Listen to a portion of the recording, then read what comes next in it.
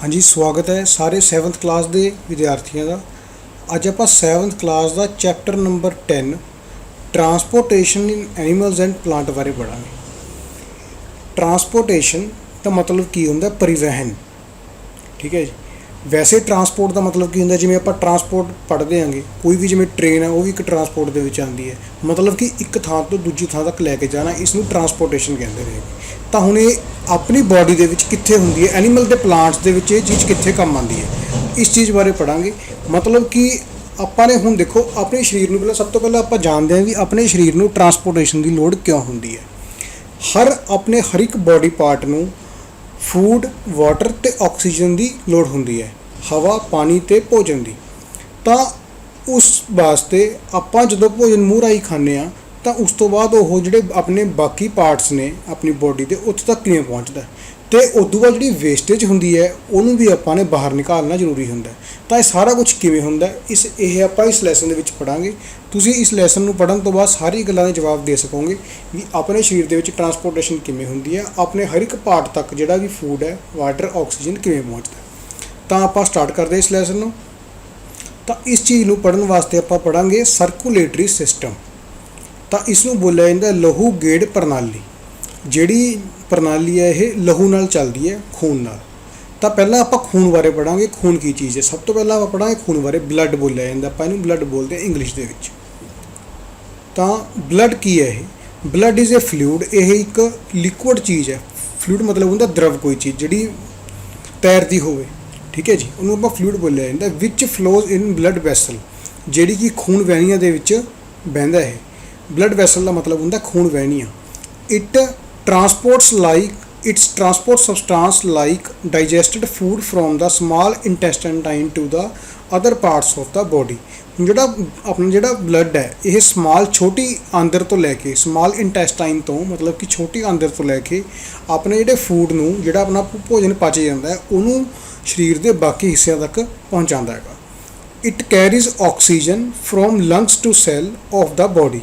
जिहड़ा ब्लड है ये की करता है, ये कैरीज ऑक्सीजन, ये ऑक्सीजन नूं कैरी करता है। कित्थों कैरी करता? फ्रॉम लंग्स तो। लंग मतलब होंदा अपने फेफड़े, ठीक है जी। तो फेफड़ियां तो कैरी करता है ये, तो कित्थे तक लैके जाता है? To the cells of the body. जिहड़े बॉडी के जिहड़े सैल ने उत्थे तक लैके जाता है। It also transports waste from the removal from the body. ये जिहड़ी अपने वेस्टेज हुंदी है बॉडी दे विच उहनूं भी रिमूव करन वास्ते उस जगह पर लैके जाता जिथों उसने रिमूव होना होंदा है। तो हुण क्वेश्चन की है अपने कोल, उरे दो क्वेश्चन बनते हैं अपने कोल। पहला क्वेश्चन की है, how does the blood carry various substances. जिहड़ा ब्लड है वो किवें लैके जाता है। तो हुण इहदा आपां जवाब की है अपने कोल इस क्वेश्चन का। इसनूं आपां दसांगे कि जिहड़ा blood is composed of fluid. जिहड़ा ब्लड है ये एक तरह का फ्लूइड है, मतलब कि एक तरह का भी तरल पदार्थ है जिन्हों ब्लड दे विच एक भी तरल पदार्थ हुंदा है, जिहदे करके जिहड़ा ब्लड है वो भी की तरल अवस्था दे विच आंदा है। उस पदार्थ नूं कहा जाता है plasma. In which different types of cell are suspended. जिहदे विच काफ़ी तरह के जिहड़ा प्लाज्मा है ये मतलब जिहड़ा प्लाज्मा दे विच मतलब कि प्लाज्मा दे विच काफ़ी तरह के सैल हुंदे ने, उन्हां बारे भी आपां सारी जानकारी लवांगे इस लैक्चर दे विच। तो आपां पढ़ते हैं लहू गेड़ प्रणाली, ठीक है जी। तो ये लिखा है लहू खून वह द्रव है जो खून वहनियां विचों प्रवाहित होता है। इस पचे हुए भोजन नूं छोटी आंदरां तो शरीर के दूजे भाग तक लैके जाता है। फेफड़े विचों ऑक्सीजन नूं भी खून ही शरीर के सारिया कोशिकावां तक लैके जाता है।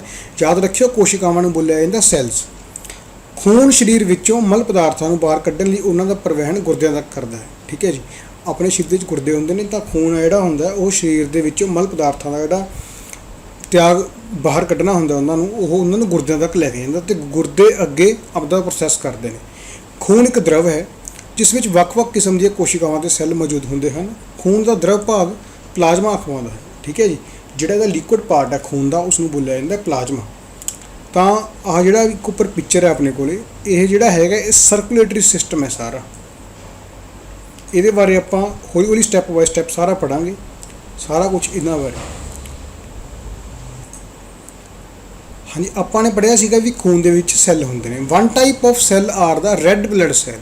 ਜਿਹੜੇ ਪਲਾਜ਼ਮਾ ਦੇ ਵਿੱਚ ਸੈੱਲ ਹੁੰਦੇ ਨੇ ਉਹਦੇ ਵਿੱਚੋਂ ਇੱਕ ਹੁੰਦਾ ਰੈੱਡ ਬਲੱਡ ਸੈੱਲ, ਲਾਲ ਰਕਤ ਕੋਸ਼ਿਕਾਵਾਂ, ਜਿਹਦੇ ਕਰਕੇ ਆਪਣਾ ਜਿਹੜਾ ਖੂਨ ਦਾ ਰੰਗ ਲਾਲ ਹੁੰਦਾ ਹੈਗਾ। ਠੀਕ ਹੈ ਜੀ, ਵਿਚ ਕੰਟੇਨ ਏ ਰੈੱਡ ਪਿਗਮੈਂਟ ਕਾਲਡ ਹੀਮੋਗਲੋਬਿਨ। ਉਹਦੇ ਵਿੱਚ ਇੱਕ ਲਾਲ ਕਲਰ ਦਾ ਪਦਾਰਥ ਹੁੰਦਾ ਜਿਹਨੂੰ ਬੋਲਿਆ ਜਾਂਦਾ ਹੀਮੋਗਲੋਬਿਨ। ਠੀਕ ਹੈ ਜੀ, ਜਿਹੜਾ ਆਪਾਂ ਜਾਂਚ ਕਰਵਾਉਂਦੇ ਹਾਂ ਲੈਬੋਰਟਰੀ ਦੇ ਵਿੱਚ, ਆਪਾਂ ਬੋਲਦੇ ਨੇ ਵੀ 8 ਗ੍ਰਾਮ ਖੂਨ ਹੈ, 10 ਗ੍ਰਾਮ ਖੂਨ ਹੈ, ਉਹ ਹੀਮੋਗਲੋਬਿਨ ਦੀ ਮਾਤਰਾ ਦੱਸਦੇ ਹੁੰਦੇ ਨੇ। ਠੀਕ ਹੈ ਜੀ, ਤਾਂ ਉਸ ਤੋਂ ਬਾਅਦ ਹੀਮੋਗਲੋਬਿਨ ਬਾਈਂਡਸ ਵਿਦ ਆਕਸੀਜਨ। ਜਿਹੜਾ ਹੀਮੋਗਲੋਬਿਨ ਹੈ ਇਹ ਆਕਸੀਜਨ ਨਾਲ ਬਾਈਂਡ ਹੋ ਜਾਂਦਾ ਤੇ ਉਹ ਟਰਾਂਸਪੋਰਟ ਕਰਦਾ ਹੈ ਆਕਸੀਜਨ ਨੂੰ to the all parts of the body and ultimately to the all the cells. ਜਿਹੜਾ ਹੀਮੋਗਲੋਬਿਨ ਹੈ ਇਹ ਆਕਸੀਜਨ ਨੂੰ ਐਬਜ਼ੌਰਬ ਕਰਨ ਦੀ ਕਪੈਸਿਟੀ ਰੱਖਦਾ ਹੈਗਾ। ਇਹ ਜਿਹੜਾ ਹੀਮੋਗਲੋਬਿਨ ਹੈ ਇਹ ਆਕਸੀਜਨ ਨੂੰ ਐਬਜ਼ੌਰਬ ਕਰ ਲੈਂਦਾ ਤੇ ਹੀਮੋਗਲੋਬਿਨ ਤਾਂ ਖੂਨ ਦੇ ਵਿੱਚ ਹੁੰਦੀ ਹੈ, ਤਾਂ ਇਸ ਕਰਕੇ ਜਦੋਂ ਖੂਨ ਆਪਣੇ ਦੂਜੇ ਅੰਗਾਂ ਤੱਕ ਪਹੁੰਚਦਾ ਤੇ ਉਸ ਦੇ ਨਾਲ ਇਹ ਆਕਸੀਜਨ ਵੀ ਬਾਕੀ ਪਾਰਟਸ ਤੱਕ ਚਲੀ ਜਾਂਦੀ ਹੈ, ਸਾਰੇ ਸੈਲਸ ਤੱਕ। It will be difficult to provide oxygen efficiently to all the cells of the body without hemoglobin। मतलब कि हीमोग्लोबिन ਦੇ ਬਿਨਾ ਇਹ ਕੰਮ ਕੀ ਹੈ, ਡਿਫਿਕਲਟ ਹੈਗਾ। The presence of hemoglobin make blood appear red। मतलब कि ਹੀਮੋਗਲੋਬਿਨ ਦੇ ਕਰਕੇ ਜਿਹੜਾ ਖੂਨ ਦਾ ਰੰਗ ਹੁੰਦਾ ਉਹ ਲਾਲ ਹੁੰਦਾ ਹੈਗਾ। ਇਹ ਗੱਲ ਧਿਆਨ ਰੱਖਣੀ ਹੈ, ਹੀਮੋਗਲੋਬਿਨ ਦੇ ਕਰਕੇ ਖੂਨ ਦਾ ਰੰਗ ਲਾਲ ਹੁੰਦਾ ਹੈਗਾ। ਤਾਂ ਆਪਾਂ ਅੱਗੇ ਪੜ੍ਹਦੇ ਆਂਗੇ ਜਿਹੜੇ ਇਸ ਤੋਂ ਅਗਲੀ ਕੋਸ਼ਿਕਾਵਾਂ ਨੇ ਪਲਾਜ਼ਮਾ ਦੇ ਵਿੱਚ। ਹਾਂਜੀ, ਇਸ ਤੋਂ ਜਿਹੜੀਆਂ ਨੈਕਸਟ ਨੇ ਉਹ ਹੁੰਦੀਆਂ ਨੇ white blood cell. The blood also has white blood cell. ਜਿਹੜੇ ਵਾਈਟ ਬਲੱਡ ਸੈੱਲ ਹੁੰਦੇ ਨੇ ਇਹਨਾਂ ਨੂੰ ਬੋਲਿਆ ਜਾਂਦਾ ਸਫੇਦ ਰਕਤ ਕੋਸ਼ਿਕਾਵਾਂ, which fight against germs that may enter our body. ਜਿਹੜੇ ਆਪਣੇ ਸਰੀਰ ਦੇ ਵਿੱਚ ਰੋਗਾਣੂ ਆਉਂਦੇ ਨੇਗੇ, ਜਿਹੜੇ ਆਪਾਂ ਨੂੰ ਕੀ ਬਿਮਾਰੀਆਂ ਲਗਾ ਸਕਦੇ ਨੇ, ਉਹਨਾਂ ਨੂੰ ਇਹ ਡਿਸਟਰੋਏ ਕਰਦਾ, ਉਹਨਾਂ ਨਾਲ ਲੜਨ ਦੀ, ਉਹਨਾਂ ਦੇ ਅਗੇਂਸਟ ਇਹ ਲੜਦਾ ਹੈਗਾ, ਜਿਹੜੇ ਆਪਣੇ ਵਾਈਟ ਬਲੱਡ ਸੈੱਲ ਹੁੰਦੇ ਨੇ। ਤਾਂ ਇਸ ਕਰਕੇ ਇਹ ਆਪਾਂ ਨੂੰ ਕਈ ਬਿਮਾਰੀਆਂ ਤੋਂ ਬਚਾਉਂਦੇ ਨੇ। ਠੀਕ ਹੈ ਜੀ, ਤਾਂ ਇਸ ਤੋਂ ਬਾਅਦ ਆਪਾਂ ਪੜ੍ਹਾਂਗੇ ਇਹਦੇ ਨੈਕਸਟ ਪਾਰਟ ਬਾਰੇ। ਤਾਂ ਜਦੋਂ ਕਿਸੇ ਦੇ ਸੱਟ ਵੱਜਦੀ ਹੈ ਤਾਂ ਤੁਸੀਂ ਇਹ ਹੁਣ ਆਪਾਂ ਇਹਦਾ 4th ਪਾਰਟ ਬਾਰੇ ਪੜ੍ਹਾਂਗੇ, ਜਿਹਨੂੰ ਬੋਲਦੇ ਆਪਾਂ ਪਲੇਟਲੈਟਸ। ਪਲੇਟਲੈਟਸ ਬੋਲਿਆ ਜਾਂਦਾ ਇਹਨਾਂ ਨੂੰ।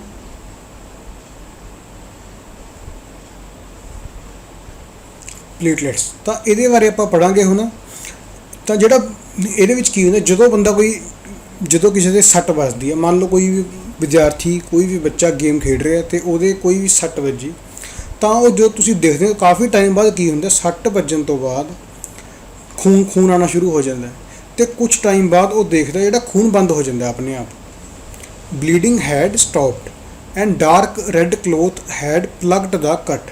ਇੱਕ ਲਾਲ ਕਾਲੇ ਗੂੜੇ ਰੰਗ ਦੀ ਜਿਹੜੀ ਇੱਕ ਉਹਦੇ ਉੱਪਰ ਇੱਕ ਤਰ੍ਹਾਂ ਦੀ ਪਰਤ ਬਣ ਜਾਂਦੀ ਹੈ, ਜਿਹੜੀ ਕਿ ਉਹਨੂੰ ਕੀ ਹੈ, ਖੂਨ ਨੂੰ ਬੰਦ ਕਰ ਦਿੰਦੀ ਹੈ।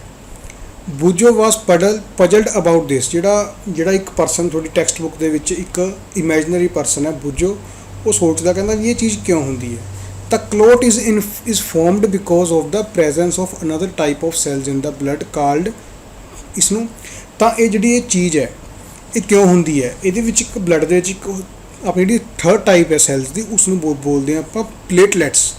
ਉਹਨਾਂ ਕਰਕੇ ਜਿਹੜਾ ਆਪਣਾ ਖੂਨ ਦਾ ਜਿਹੜਾ ਉੱਪਰ ਬਲੈਕ ਰੰਗ ਦੀ ਗੂੜੇ ਲਾਲ ਰੰਗ ਦੀ ਜਿਹੜੀ ਪਰਤ ਜੰਮਦੀ ਹੈ, ਉਹ ਉਸ ਦੇ ਕਰਕੇ ਜੰਮਦੀ ਹੈ, ਜਿਹਨੂੰ ਕੀ ਬੋਲਿਆ ਜਾਂਦਾ, ਪਲੇਟਲੈਟਸ।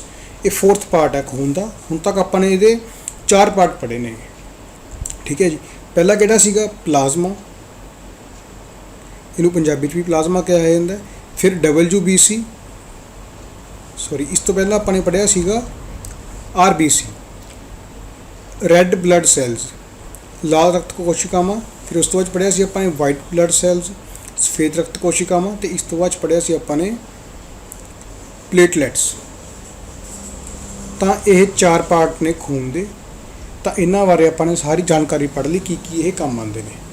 ਠੀਕ ਹੈ ਜੀ, ਤਾਂ ਅੱਗੇ ਆਪਾਂ ਇਹਦਾ ਨੈਕਸਟ ਟੌਪਿਕ ਦੇਖ। ਹਾਂਜੀ, ਇਹ ਤੁਸੀਂ ਇੱਕ ਪਿਕਚਰ ਦੇ ਵਿੱਚ ਦੇਖ ਸਕਦੇ ਹੋਗੇ ਜਿਹੜੇ ਖੂਨ ਦੇ ਇਹ ਪਾਰਟਸ ਨੇ। ਜਿਹੜਾ ਤਾਂ ਇਹ ਲਿਕੁਇਡ ਪਾਰਟ ਹੈਗਾ, ਜਿਹੜਾ ਤੁਸੀਂ ਆਹ ਦੇਖ ਰਹੇ ਹੋ। ਠੀਕ ਹੈ ਜੀ, ਇਹਨੂੰ ਤਾਂ ਬੋਲਦੇ ਆਪਾਂ ਪਲਾਜ਼ਮਾ। ਦੇਖੋ ਇਹ ਪਲਾਜ਼ਮਾ ਲਿਕੁਇਡ ਪਾਰਟ। ਜਿਹੜਾ ਆਹ ਚੀਜ਼ ਨੂੰ ਬੋਲਾਂਗੇ ਆਪਾਂ ਰੈੱਡ ਬਲੱਡ ਸੈੱਲ, ਤੇ ਇਹਨੂੰ ਬੋਲਦੇ ਨੇ ਵਾਈਟ ਬਲੱਡ ਸੈੱਲ। ਤੇ ਜਿਹੜੇ ਬਿਲਕੁਲ ਤੁਹਾਨੂੰ ਤਿੱਖੇ ਦਿਖ ਰਹੇ ਨੇ, ਇਹਨੂੰ ਬੋਲਿਆ ਜਾਂਦਾ ਪਲੇਟਲੈਟਸ, ਇਸ ਪਾਰਟ। ਠੀਕ ਹੈ ਜੀ, ਇਹ ਖੂਨ ਦੇ ਪਾਰਟਸ ਨੇ। ਇਸ ਤਰੀਕੇ ਦੀ ਇਹਨਾਂ ਦੀ ਸ਼ੇਪ ਹੁੰਦੀ ਹੈ। ਹਾਂਜੀ, ਹੁਣ ਆਪਾਂ ਪੜ੍ਹਾਂਗੇ ਬਲੱਡ ਵੈਸਲਸ ਦੇ ਬਾਰੇ। ਬਲੱਡ ਵੈਸਲ ਇਹਦਾ ਮਤਲਬ ਹੁੰਦਾ ਹੈ ਖੂਨ ਵਹਿਣੀਆਂ। ਜਿਨ੍ਹਾਂ ਦੇ ਵਿੱਚ ਖੂਨ ਵਹਿੰਦਾ ਹੈਗਾ, ਠੀਕ ਹੈ ਜੀ।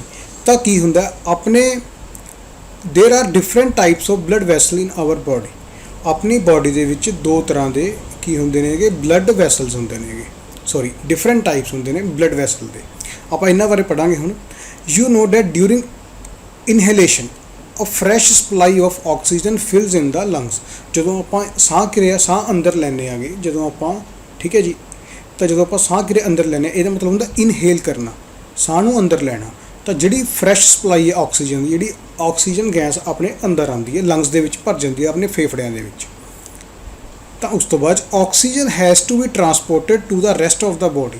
ਫਿਰ ਜਿਹੜੀ ਆਕਸੀਜਨ ਹੈ ਉਹ ਟਰਾਂਸਪੋਰਟ ਹੋ ਜਾਂਦੀ ਹੈ, ਹਰ ਜਗ੍ਹਾ 'ਤੇ ਪਹੁੰਚ ਜਾਂਦੀ ਹੈ ਆਪਣੇ ਬਾਕੀ ਭਾਗਾਂ ਦੇ ਵਿੱਚ, ਠੀਕ ਹੈ ਜੀ। Also the blood picks of the waste material including carbon dioxide from the cells. ਜਿਹੜਾ ਬਲੱਡ ਹੈ ਉਹ ਕੀ ਕਰਦਾ, ਜਿਹੜੇ ਸੈੱਲ ਦੇ ਵਿੱਚੋਂ ਜਿਹੜੀ ਕਾਰਬਨ ਡਾਈਆਕਸਾਈਡ ਗੈਸ ਰਿਲੀਜ਼ ਹੁੰਦੀ ਹੈ ਉਹਨੂੰ ਵੀ ਆਪਣੇ ਅੰਦਰ ਨਾਲ ਲਿਆ ਕੇ ਆਪਣੇ ਹਾਰਟ ਤੱਕ ਦੁਬਾਰੇ ਲੈ ਆਉਂਦਾ ਹੈਗਾ। This blood has to go back to the heart for the transportation to the lungs for removal of carbon dioxide as you have learned in chapter 10। ਹੁਣ ਆਪਾਂ ਨੇ ਚੈਪਟਰ 10 ਦੇ ਵਿੱਚ ਪੜ੍ਹਿਆ ਸੀਗਾ ਵੀ ਜਿਹੜੇ ਉਸ ਤੋਂ ਬਾਅਦ ਕੀ ਹੁੰਦਾ ਹੈਗਾ, ਜਦੋਂ ਖੂਨ ਉਸ ਕਾਰਬਨ ਡਾਈਆਕਸਾਈਡ ਗੈਸ ਨੂੰ ਲੈ ਆਇਆ, ਕਿੱਥੇ ਤੱਕ ਲੈ ਆਇਆ, ਆਪਣੇ ਹਾਰਟ ਤੱਕ ਲੈ ਆਇਆ, ਆਪਣੇ ਦਿਲ ਤੱਕ। ਤਾਂ ਉਦੋਂ ਬਾਅਦ ਉਹ ਜਦੋਂ ਪੰਪ ਕਰਦਾ ਤਾਂ ਉਹ ਕਿੱਥੇ ਪਹੁੰਚ ਜਾਂਦੀ ਹੈਗੀ, ਉਹ ਆਪਣੇ ਲੰਗਸ ਤੱਕ ਪਹੁੰਚਦੀ ਹੈ, ਦੁਬਾਰੇ ਫੇਫੜਿਆਂ ਤੱਕ, ਠੀਕ ਹੈ ਜੀ। ਅਤੇ ਫੇਫੜੇ ਉਸ ਕਾਰਬਨ ਡਾਈਆਕਸਾਈਡ ਨੂੰ ਆਪਣੇ ਨੱਕ ਰਾਹੀਂ ਬਾਹਰ ਕੱਢ ਦਿੰਦੇ ਨੇ ਜਦੋਂ ਆਪਾਂ ਸਾਹ ਛੋੜ ਦਿਆਂਗੇ। ਤਾਂ ਆਪਣੇ ਸਰੀਰ ਦੇ ਵਿੱਚ ਦੋ ਤਰ੍ਹਾਂ ਦੇ ਬਲੱਡ ਵੈਸਲਸ ਹੁੰਦੇ ਨੇਗੇ, ਜਿਹਨੂੰ ਬੋਲਿਆ ਜਾਂਦਾ ਆਰਟਰੀਜ਼ ਅਤੇ ਵੇਨਸ। ਜਿਹੜਾ ਤਾਂ ਸ਼ਬਦ ਆਰਟਰੀਜ਼ ਹੈ ARTERIS, ਆਰਟਰੀਜ਼ ਨੂੰ ਬੋਲਿਆ ਜਾਂਦਾ ਧਮਨੀਆਂ, ਪੰਜਾਬੀ ਦੇ ਵਿੱਚ ਆਪਾਂ ਇਹਨੂੰ ਬੋਲਦੇ ਹਾਂਗੇ ਧਮਨੀਆਂ। ਮਤਲਬ ਕਿ ਆਪਣੇ ਅੰਦਰ ਦੋ ਤਰ੍ਹਾਂ ਦੀਆਂ ਵਹਿਨੀਆਂ ਨੇ, ਇੱਕ ਨੂੰ ਬੋਲਦੇ ਆਪਾਂ ਧਮਨੀਆਂ, ਇੱਕ ਨੂੰ ਬੋਲਦੇ ਆਪਾਂ ਸ਼ਿਰਾਵਾਂ। ਇਹਨੂੰ ਇੰਗਲਿਸ਼ 'ਚ ਬੋਲਿਆ ਜਾਂਦਾ ਵੇਨਸ, ਸ਼ਿਰਾਵਾਂ। ਤਾਂ ਜਿਹੜੀਆਂ ਧਮਨੀਆਂ ਹੁੰਦੀਆਂ ਨੇ ਇਹਨਾਂ ਦਾ ਕੀ ਕੰਮ ਹੈ, ਇਹਦੇ ਵਿੱਚ ਜਿਹੜੇ ਬਲੱਡ ਦੇ ਵਿੱਚ ਆਕਸੀਜਨ ਹੋਊਗੀ ਇਹ ਤਾਂ ਉਸ ਨੂੰ ਲੈ ਕੇ ਜਾਣਗੀਆਂ ਬਾਕੀ ਪਾਰਟਸ ਤੱਕ। ਯਾਦ ਰੱਖਣੀ ਹੈ ਇਹ ਗੱਲ। ਜਿਹੜੀਆਂ ਆਰਟਰੀਜ਼ ਨੇ ਇਹ ਆਕਸੀਜਨੇਟਡ ਬਲੱਡ ਨੂੰ ਆਪਣੇ ਸਰੀਰ ਦੇ ਬਾਕੀ ਪਾਰਟਸ ਤੱਕ ਲੈ ਕੇ ਜਾਂਦੀਆਂ। ਮਤਲਬ ਕਿ ਆਪਣੇ ਹਾਰਟ ਤੋਂ ਉਹ ਬਾਕੀ ਭਾਗਾਂ ਤੱਕ ਜਿਹੜਾ ਬਲੱਡ ਜਾਊਗਾ ਉਹ ਆਰਟਰੀਜ਼ ਥਰੂ ਜਾਊਗਾ, ਅਤੇ ਵਾਪਸ ਕਿਹਦੇ ਥਰੂ ਆਊਗਾ ਆਪਣੇ ਹਾਰਟ ਤੱਕ, ਸ਼ਿਰਾਵਾਂ ਰਾਹੀਂ ਆਊਗਾ। ਜਿਹੜੀਆਂ ਸ਼ਿਰਾਵਾਂ ਨੇ ਇਹਦੇ ਵਿੱਚ ਆਕਸੀਜਨੇਟਡ ਬਲੱਡ ਨਹੀਂ ਹੁੰਦਾ, ਠੀਕ ਹੈ ਜੀ, ਇਸ ਗੱਲ ਨੂੰ ਧਿਆਨ ਰੱਖਿਓ। ਜਿਹੜੀਆਂ ਧਮਨੀਆਂ ਨੇ ਉਹ ਆਪਣੇ ਲੰਗਸ ਤੋਂ ਮਤਲਬ ਕਿ ਫੇਫੜਿਆਂ ਤੋਂ ਆਕਸੀਜਨ ਵਾਲੇ ਬਲੱਡ ਨੂੰ ਲੈ ਕੇ ਜਾਂਦੀਆਂ ਨੇ ਅਤੇ ਆਪਣੇ ਸਰੀਰ ਦੇ ਬਾਕੀ ਭਾਗਾਂ ਤੱਕ ਪਹੁੰਚਾਉਂਦੀਆਂ ਨੇ। ਜਿਹੜੀਆਂ ਸ਼ਿਰਾਵਾਂ ਹੁੰਦੀਆਂ ਨੇ ਉਹ ਬਾਕੀ ਭਾਗਾਂ ਤੋਂ ਕਾਰਬਨ ਡਾਈਆਕਸਾਈਡ ਗੈਸ ਨੂੰ ਲੈ ਕੇ ਆਪਣੇ ਦੁਆਰੇ ਲੰਗਸ ਤੱਕ ਲੈ ਕੇ ਜਾਂਦੀਆਂ ਨੇ, ਠੀਕ ਹੈ ਜੀ, ਜਿਹਦੇ ਨਾਲ ਇਹ ਸਾਰਾ ਆਪਣਾ ਜਿਹੜਾ ਪ੍ਰੋਸੈਸ ਕੰਪਲੀਟ ਹੁੰਦਾ ਹੈਗਾ। ਹੁਣ ਦੇਖੋ, since the blood flow is rapid, ਜਿਹੜਾ ਬਲੱਡ ਦਾ ਜਿਹੜਾ ਫਲੋ ਹੁੰਦਾ ਹੈਗਾ ਬਹੁਤ ਜ਼ਿਆਦਾ ਤੇਜ਼ ਹੁੰਦਾ ਹੈਗਾ ਅਤੇ ਹਾਈ ਪ੍ਰੈਸ਼ਰ 'ਤੇ ਹੁੰਦਾ। ਬਹੁਤ ਜ਼ਿਆਦਾ ਪ੍ਰੈਸ਼ਰ ਨਾਲ ਜਿਹੜਾ ਬਲੱਡ ਹੈ ਆਪਣੇ ਸਰੀਰ ਦੇ ਵਿੱਚ ਪੰਪ ਕੀਤਾ ਜਾਂਦਾ ਹੈਗਾ, ਜਿਹੜਾ ਹਾਰਟ ਹੈ ਪੰਪ ਕਰਦਾ। ਇਹਦੇ ਬਾਰੇ ਆਪਾਂ ਪੜ੍ਹਾਂਗੇ ਅੱਗੇ। ਦਾ ਆਰਟਰੀਜ਼ ਹੈਵ ਥਿਕ ਇਲਾਸਟਿਕ ਵਾਲ। ਜਿਹੜੀਆਂ ਆਰਟਰੀਜ਼ ਦੀਆਂ ਵਾਲ ਹੁੰਦੀਆਂ ਮਤਲਬ ਜਿਹੜੀਆਂ ਧਮਨੀਆਂ ਹੁੰਦੀਆਂ ਨੇ ਇਹਦੀ ਵਾਲ ਬਹੁਤ ਜ਼ਿਆਦਾ ਮੋਟੀ ਹੁੰਦੀ ਹੈ। ਜਿਹੜੀਆਂ ਸ਼ਿਰਾਵਾਂ ਨੇ ਇਹਦੀ ਵਾਲ ਥੋੜ੍ਹੀ ਜਿਹੀ ਇਹਦੇ ਮੁਕਾਬਲੇ ਪਤਲੀ ਹੁੰਦੀ ਹੈ। ਜਿਹੜੀ ਦੀਵਾਰ ਹੁੰਦੀ ਹੈ, ਜਿਹੜੀਆਂ ਸਾਈਡਾਂ ਹੁੰਦੀਆਂ ਨੇ ਉਹ ਧਮਨੀਆਂ ਦੇ ਮੁਕਾਬਲੇ ਪਤਲੀਆਂ ਹੁੰਦੀਆਂ ਨੇ, ਕਿਉਂਕਿ ਧਮਨੀਆਂ ਨੂੰ ਇੰਨਾ ਸਟਰੋਂਗ ਤਾਂ ਬਣਾਇਆ ਗਿਆ ਕਿਉਂਕਿ ਇਹਦੇ ਅੰਦਰ ਹਾਈ ਪ੍ਰੈਸ਼ਰ ਜਿਹੜਾ ਬਲੱਡ ਹੈ ਉਹ ਮੂਵ ਕਰਦਾ ਹੈਗਾ, ਠੀਕ ਹੈ ਜੀ। ਤਾਂ ਇਸ ਟੌਪਿਕ ਨੂੰ ਤੁਸੀਂ ਸਮਝ ਗਏ ਹੋਵੋਗੇ ਕਿ ਕਿਸ ਤਰੀਕੇ ਨਾਲ ਇਹ ਚੀਜ਼ ਹੁੰਦੀ ਹੈ। ਹੁਣ ਜੇ ਤੁਸੀਂ ਇਸ ਚੀਜ਼ ਨੂੰ ਮਹਿਸੂਸ ਕਰਨਾ ਹੈ ਕਿ ਆਪਣੇ ਅੰਦਰ ਬਲੱਡ ਜਾਂਦਾ ਤਾਂ ਇੱਕ ਪ੍ਰੋਸੈਸ ਹੈਗਾ ਜਿਹਨੂੰ ਆਪਾਂ ਨਬਜ਼ ਚੈੱਕ ਕਰਨਾ ਕਹਿੰਦੇ ਹਾਂ। ਜੇ ਤੁਹਾਨੂੰ ਨਬਜ਼ ਚੈੱਕ ਕਰਨੀ ਆਉਂਦੀ ਹੈ ਤਾਂ ਤੁਸੀਂ ਆਪਣੀ ਬਾਜੂ ਦੇ ਇਸ ਆਹ ਵਾਲੀ ਬਾਂਹ ਦੇ ਆਪਣੇ ਇਸ ਹਿੱਸੇ ਤੱਕ ਤੁਸੀਂ ਨਬਜ਼ ਚੈੱਕ ਕਰ ਸਕਦੇ ਹੋ। ਤੁਹਾਨੂੰ ਥੋੜ੍ਹਾ ਬਹੁਤ ਸੈਟਿੰਗ ਕਰਨੀ ਪਊਗੀ। ਤੁਸੀਂ ਜਦੋਂ ਉਹਨੂੰ ਥੋੜ੍ਹਾ ਜਿਹਾ ਦੱਬ ਕੇ ਰੱਖੋਗੇ ਤੁਹਾਨੂੰ ਮਹਿਸੂਸ ਹੋਊਗਾ ਵੀ ਇੱਕ ਕੁਛ ਨਾ ਕੁਛ ਅੰਦਰ ਆਪਣੇ ਮੂਵ ਕਰ ਰਿਹਾ, ਬਹਿ ਰਿਹਾ ਆਪਣੇ ਅੰਦਰ, ਠੀਕ ਹੈ ਜੀ। ਤਾਂ ਉਹ ਆਪਣੀ ਧਮਨੀ ਹੋਊਗੀ। ਜਿਹੜੀਆਂ ਵੇਨਸ ਹੁੰਦੀਆਂ ਨੇ, ਵੇਨਸ ਮਤਲਬ ਕਿ ਸ਼ਿਰਾਵਾਂ, ਇਹ ਕਾਰਬਨ ਡਾਈਆਕਸਾਈਡ ਨੂੰ ਜਿਹੜਾ ਹੁੰਦਾ ਹੈ ਬਲੱਡ ਬਾਕੀ ਭਾਗਾਂ ਤੋਂ ਹਾਰਟ ਤੱਕ ਲੈ ਕੇ ਆਉਂਦੀਆਂ ਨੇ, ਠੀਕ ਹੈ ਜੀ। ਤਾਂ ਵੇਨਸ ਹੈਵ ਥਿਨ ਵਾਲ, ਇਹਦੀਆਂ ਜਿਹੜੀਆਂ ਵਾਲਸ ਹੁੰਦੀਆਂ ਨੇ ਪਤਲੀਆਂ ਹੁੰਦੀਆਂ ਨੇ। There are valves present in veins which allow blood to flow only toward the hearts. ਤਾਂ ਕੀ ਹੁੰਦਾ, ਇਹਨਾਂ ਦੇ ਵਿੱਚ ਵਾਲਵ ਹੁੰਦੇ ਨੇ ਜਿਹੜੇ ਖੂਨ ਨੂੰ ਸਿਰਫ ਦਿਲ ਦੇ ਵੱਲ ਹੀ ਬਹਿਣ ਦਿੰਦੇ ਨੇ, ਕਿਤੇ ਹੋਰ ਨਹੀਂ ਜਾਣ ਦਿੰਦੇ ਹੈਗੇ। ਤਾਂ ਆਪਾਂ ਆਹ ਇੱਕ ਪਿਕਚਰ ਹੈਗੀ, ਤੁਸੀਂ ਇਸ ਪਿਕਚਰ ਨੂੰ ਸਮਝ ਕੇ ਇਸ ਨੂੰ ਥੋੜ੍ਹਾ ਜਿਹਾ ਸਮਝ ਸਕਦੇ ਹੋ। ਦੇਖੋ ਆਹ ਆਪਣਾ ਹਾਰਟ ਹੈਗਾ, ਪਹਿਲਾਂ ਇੱਥੋਂ ਜਿਹੜੀਆਂ ਪਹਿਲਾਂ ਆਰਟਰੀ ਨੂੰ ਬੋਲਿਆ ਜਾਂਦਾ ਆਪਾਂ ਧਮਨੀਆਂ, ਆਰਟਰੀਜ਼ ਨੂੰ ਬੋਲਿਆ ਜਾਂਦਾ ਧਮਨੀਆਂ, ਆਰਟਰੀ ਹੁੰਦੀ ਹੈ ਧਮਨੀ। ਤਾਂ ਇਹ ਆਪਣੇ ਸਰੀਰ ਤੋਂ ਬਲੱਡ ਨੂੰ ਲੈ ਕੇ ਜਾਂਦੀ ਹੈ। ਫਿਰ ਉਸ ਤੋਂ ਬਾਅਦ ਕੈਪਿਲਰੀਜ਼ ਦੇ ਵਿੱਚੋਂ ਇਹਦੇ ਬਾਰੇ ਆਪਾਂ ਪੜ੍ਹਦੇ ਆਂਗੇ, ਇਹਦੇ ਵਿੱਚੋਂ ਅੱਗੇ ਇਹ ਪਹੁੰਚਦਾ, ਫਿਰ ਇਹ ਕਿੱਥੇ ਵੀ ਚਲਾ ਜਾਂਦਾ। ਫਿਰ ਜਿਹੜੀਆਂ ਵੇਨਸ ਹੁੰਦੀਆਂ ਨੇ, ਵੇਨਸ ਆਪਣੇ ਸਰੀਰ ਦੇ ਜਿਹੜਾ ਡੀਆਕਸੀਜਨੇਟਡ ਬਲੱਡ ਹੁੰਦਾ ਉਸ ਨੂੰ ਆਪਣੇ ਸਰੀਰ ਦੇ ਬਾਕੀ ਭਾਗਾਂ ਤੋਂ ਲੈ ਕੇ ਵੀਨਸ ਤੱਕ ਆਉਂਦਾ, ਅਤੇ ਵੀਨ ਜਿਹੜੀ ਹੁੰਦੀ ਹੈ ਉਹ ਆਪਣੇ ਹਾਰਟ ਤੱਕ ਬਲੱਡ ਨੂੰ ਪਹੁੰਚਾ ਦਿੰਦੀ ਹੈ। ਜਿਹੜਾ ਆਹ ਸਿਸਟਮ ਹੈ ਕੈਪਿਲਰੀਜ਼ ਕੀ ਨੇ, ਇਹਦੇ ਬਾਰੇ ਪੜ੍ਹਾਂਗੇ। ਇਹਨਾਂ ਦਾ ਬਹੁਤ ਜ਼ਿਆਦਾ ਇੰਪੋਰਟੈਂਟ ਰੋਲ ਹੈ ਆਪਣੇ ਸਰੀਰ ਦੇ ਵਿੱਚੋਂ ਆਕਸੀਜਨ ਅਤੇ ਕਾਰਬਨ ਡਾਈਆਕਸਾਈਡ ਨੂੰ ਐਕਸਚੇਂਜ ਕਰਨ ਦੇ ਵਿੱਚ ਸੈਲਜ਼ ਤੋਂ। ਹਾਂਜੀ, ਜਿਹੜਾ ਇਹ ਪਾਰਟਸ ਹੈ, ਜਿਹੜਾ ਇਹ ਜਿੱਥੋਂ ਹੁਣ ਦੇਖੋ ਸਭ ਤੋਂ ਪਹਿਲਾਂ ਜਿਹੜਾ ਆਪਣੇ ਕੋਲ ਜਿਹੜਾ ਬਲੱਡ ਆਇਆ ਕਿੱਥੋਂ ਆਉਂਦਾ, ਧਮਨੀਆਂ ਦੇ ਵਿੱਚੋਂ। ਜਿਹੜੀ ਧਮਨੀ ਹੁੰਦੀ ਹੈ ਇਹ ਅੱਗੇ ਹੋਰ ਛੋਟੀਆਂ ਵਹਿਣੀਆਂ ਦੇ ਵਿੱਚ ਵੰਡੀ ਜਾਂਦੀ ਹੈ। ਇਸ ਵਹਿਣੀਆਂ ਨੂੰ ਕੀ ਬੋਲਿਆ ਜਾਂਦਾ, ਕੇਸ਼ਿਕਾਵਾਂ। ਇਸ ਨੂੰ ਬੋਲਿਆ ਜਾਂਦਾ ਕੇਸ਼ਿਕਾਵਾਂ। ਤਾਂ ਦੇਖੋ ਜਿੱਥੇ ਆਹ ਪ੍ਰੋਸੈਸ ਹੈ, ਇੱਥੇ ਤਾਂ ਇਹ ਇਹਦੇ ਨਾਲ ਹੁਣ ਜਿਹੜੇ ਸੈਲਜ਼ ਹੁੰਦੇ ਨੇ ਇਹਦੇ ਨਾਲ, ਤਾਂ ਇਹ ਕੀ ਕਰਦੀ ਹੈ, ਸੈਲਜ਼ ਨੂੰ ਆਕਸੀਜਨ ਦੇ ਦਿੰਦੀ ਹੈ ਅਤੇ ਉੱਥੋਂ ਕਾਰਬਨ ਡਾਈਆਕਸਾਈਡ ਲੈ ਕੇ ਅੱਗੇ ਪਾਸ ਕਰ ਦਿੰਦੀ ਹੈ। ਤਾਂ ਫਿਰ ਉਹ ਜਿਹੜੀ ਕਾਰਬਨ ਡਾਈਆਕਸਾਈਡ ਗੈਸ ਹੁੰਦੀ ਹੈ ਉਹ ਬਲੱਡ ਦੇ ਵਿੱਚ ਵਹਿੰਦੀ ਵੀਨਸ ਤੱਕ ਚਲੀ ਜਾਂਦੀ ਹੈ, ਉਸ ਤੋਂ ਬਾਅਦ ਉਹ ਆਪਣੇ ਹਾਰਟ ਤੱਕ ਜਾਂਦੀ ਹੈ। ਤਾਂ ਇਸ ਤਰੀਕੇ ਨਾਲ ਇਹ ਪ੍ਰੋਸੈਸ ਹੁੰਦਾ ਹੈਗਾ। ਇਹਦੀ ਇੱਕ ਛੋਟੀ ਜਿਹੀ ਵੀਡੀਓ ਕਲਿੱਪ ਹੈ ਜਿਹਦੇ ਨਾਲ ਤੁਸੀਂ ਇਸ ਚੀਜ਼ ਨੂੰ ਸਮਝ ਸਕਦੇ ਹੋਗੇ। ਠੀਕ ਹੈ ਜੀ, ਤਾਂ ਆਪਾਂ ਉਹ ਵੀਡੀਓ ਕਲਿੱਪ ਦੇਖਦੇ ਹਾਂ ਪਹਿਲਾਂ। ਹਾਂਜੀ, ਦੇਖੋ ਜਿਹੜੀ ਇਹ ਪਿਕਚਰ ਹੈ ਇਹ ਹੈਗੀ ਜਿਹੜੀਆਂ ਆਪਣੇ ਸਰੀਰ ਦੇ ਵਿੱਚ ਧਮਨੀਆਂ ਹੁੰਦੀਆਂ ਨੇ। ਠੀਕ ਹੈ ਜੀ, ਉਹਦੀ ਪਿਕਚਰ ਹੈ। ਦੇਖੋ ਜੀ ਦੀਵਾਰ ਬਹੁਤ ਜ਼ਿਆਦਾ ਮੋਟੀ ਹੁੰਦੀ ਹੈ, ਮਤਲਬ ਕਿ ਇਸ ਪਿਕਚਰ ਦੇ ਵਿੱਚ ਜ਼ਿਆਦਾ ਮੋਟੀ ਦਿਖਾਈ ਗਈ ਹੈ, ਮਤਲਬ ਆਮ ਤੌਰ 'ਤੇ ਮੋਟੀ ਹੁੰਦੀ ਹੈ। ਅਤੇ ਜਿਹੜੀ ਇਹ ਪਿਕਚਰ ਹੈ ਇਹ ਹੈਗੀ ਵੇਨਸ ਦੀ, ਇਹਦੀ ਦੀਵਾਰ ਆਮ ਤੌਰ 'ਤੇ ਥੋੜ੍ਹੀ ਜਿਹੀ ਪਤਲੀ ਹੁੰਦੀ ਹੈ ਉਹਦੇ ਮੁਕਾਬਲੇ। ਠੀਕ ਹੈ ਜੀ, ਇਹ ਆਪਣੇ ਸਰੀਰ ਦੇ ਵਿੱਚ ਕਾਰਬਨ ਡਾਈਆਕਸਾਈਡ ਵਾਲੇ ਬਲੱਡ ਨੂੰ ਹਾਰਟ ਤੱਕ ਵਾਪਸ ਲੈ ਕੇ ਜਾਂਦੀ ਹੈ। ਠੀਕ ਹੈ ਜੀ, ਇਸ ਚੀਜ਼ ਨੂੰ ਤੁਸੀਂ ਪੂਰਾ ਸਮਝ ਸਕਦੇ ਹੋ। ਹੁਣ ਆਹ ਅੱਗੇ ਇੱਕ ਪ੍ਰੋਸੈਸ ਹੈਗਾ, ਇਸ ਨੂੰ ਆਪਾਂ ਨੇ ਸਮਝਣਾ ਚੰਗੀ ਤਰ੍ਹਾਂ। ਇਸ ਪ੍ਰੋਸੈਸ ਦੇ ਵਿੱਚ ਹਾਂਜੀ, ਇਸ ਪ੍ਰੋਸੈਸ ਨੂੰ ਸਮਝੋ ਧਿਆਨ ਨਾਲ। ਹੁਣ ਦੇਖੋ ਇਹਦੇ ਵਿੱਚ ਕੀ ਹੋ ਰਿਹਾ ਹੈਗਾ। ਦੇਖੋ ਜੀ, ਸਭ ਤੋਂ ਪਹਿਲਾਂ ਜਦੋਂ ਆਪਣੇ ਕੋਲ ਆਰਟਰੀਜ਼ ਦੇ ਵਿੱਚੋਂ ਖੂਨ ਆਉਂਦਾ ਹੈਗਾ, ਜਿਹੜੀਆਂ ਆਪਾਂ ਨੇ ਆਰਟਰੀਜ਼ ਬਾਰੇ ਪੜ੍ਹਿਆ ਸੀਗਾ, ਧਮਨੀਆਂ ਦੇ ਵਿੱਚੋਂ ਖੂਨ ਆਉਂਦਾ ਹੈਗਾ, ਤਾਂ ਉਹ ਜਿਹੜਾ ਖੂਨ ਦੇ ਵਿੱਚ ਕੀ ਹੁੰਦੀ ਹੈ, ਆਕਸੀਜਨ ਹੁੰਦੀ ਹੈ, ਆਕਸੀਜਨੇਟਡ ਬਲੱਡ ਹੁੰਦਾ ਹੈਗਾ। ਇਹਨਾਂ ਦੇ ਵਿੱਚ ਖੂਨ ਹੈ, ਹੁਣ ਇਹ ਅੱਗੇ ਚਲਾ ਜਾਊਗਾ ਖੂਨ। ਤਾਂ ਜਿਹੜਾ ਇਹ ਖੂਨ ਦੇ ਵਿੱਚ ਜਿਹੜੀ ਆਕਸੀਜਨ ਹੈ, ਤਾਂ ਇਹ ਉਰੇ ਇੱਕ ਕਿਰਿਆ ਹੋਊਗੀ, ਤਾਂ ਇਹਦੇ ਵਿੱਚੋਂ ਆਕਸੀਜਨ ਤਾਂ ਜਾਊਗੀ ਜਿਹੜੇ ਸੈੱਲ ਹੁੰਦੇ ਨੇ ਉਹਦੇ ਕੋਲੇ, ਬਾਡੀ ਸੈੱਲ ਜਿਹੜੇ ਆਪਣੇ ਸਰੀਰ ਦੇ ਵੱਖ-ਵੱਖ ਸੈੱਲ ਹੁੰਦੇ ਨੇ। ਤਾਂ ਜਿਹੜੀ ਕਾਰਬਨ ਡਾਈਆਕਸਾਈਡ ਗੈਸ ਹੈ ਉਰੋਂ ਇਹਦੇ ਕੋਲ ਪਹੁੰਚ ਜਾਊਗੀ ਦੁਬਾਰਾ। ਤਾਂ ਇਸ ਨੂੰ ਇਹ ਕਾਰਬਨ ਡਾਈਆਕਸਾਈਡ ਗੈਸ ਨੂੰ ਲੈ ਕੇ ਦੁਬਾਰਾ ਕਿਹਨੂੰ ਦੇ ਦੂਗੀ, ਇਹ ਵੀਨ ਨੂੰ ਦੇ ਦੂਗੀ। ਵੀਨ ਕੀ ਹੁੰਦੀਆਂ ਨੇ, ਸ਼ਿਰਾਵਾਂ। ਠੀਕ ਹੈ ਜੀ, ਤਾਂ ਇਹ ਚੀਜ਼ ਇਸ ਤਰੀਕੇ ਨਾਲ ਹੁੰਦੀ ਹੈ। ਮਤਲਬ ਕਿ ਇਹ ਜਿਹੜੀ ਪ੍ਰੋਸੈਸ ਹੈ ਇੱਕ ਸੈੱਲ ਦਾ ਦਿਖਾਇਆ ਹੋਇਆ ਆਪਾਂ ਨੂੰ, ਤਾਂ ਕਿ ਆਪਾਂ ਇਸ ਚੀਜ਼ ਨੂੰ ਆਸਾਨੀ ਨਾਲ ਸਮਝ ਸਕੀਏ। ਜਿਹੜੀਆਂ ਵਿੱਚ ਲਾਈਨਸ ਨੇ ਇਹਨੂੰ ਬੋਲਿਆ ਜਾਂਦਾ ਕੈਪਿਲਰੀਜ਼।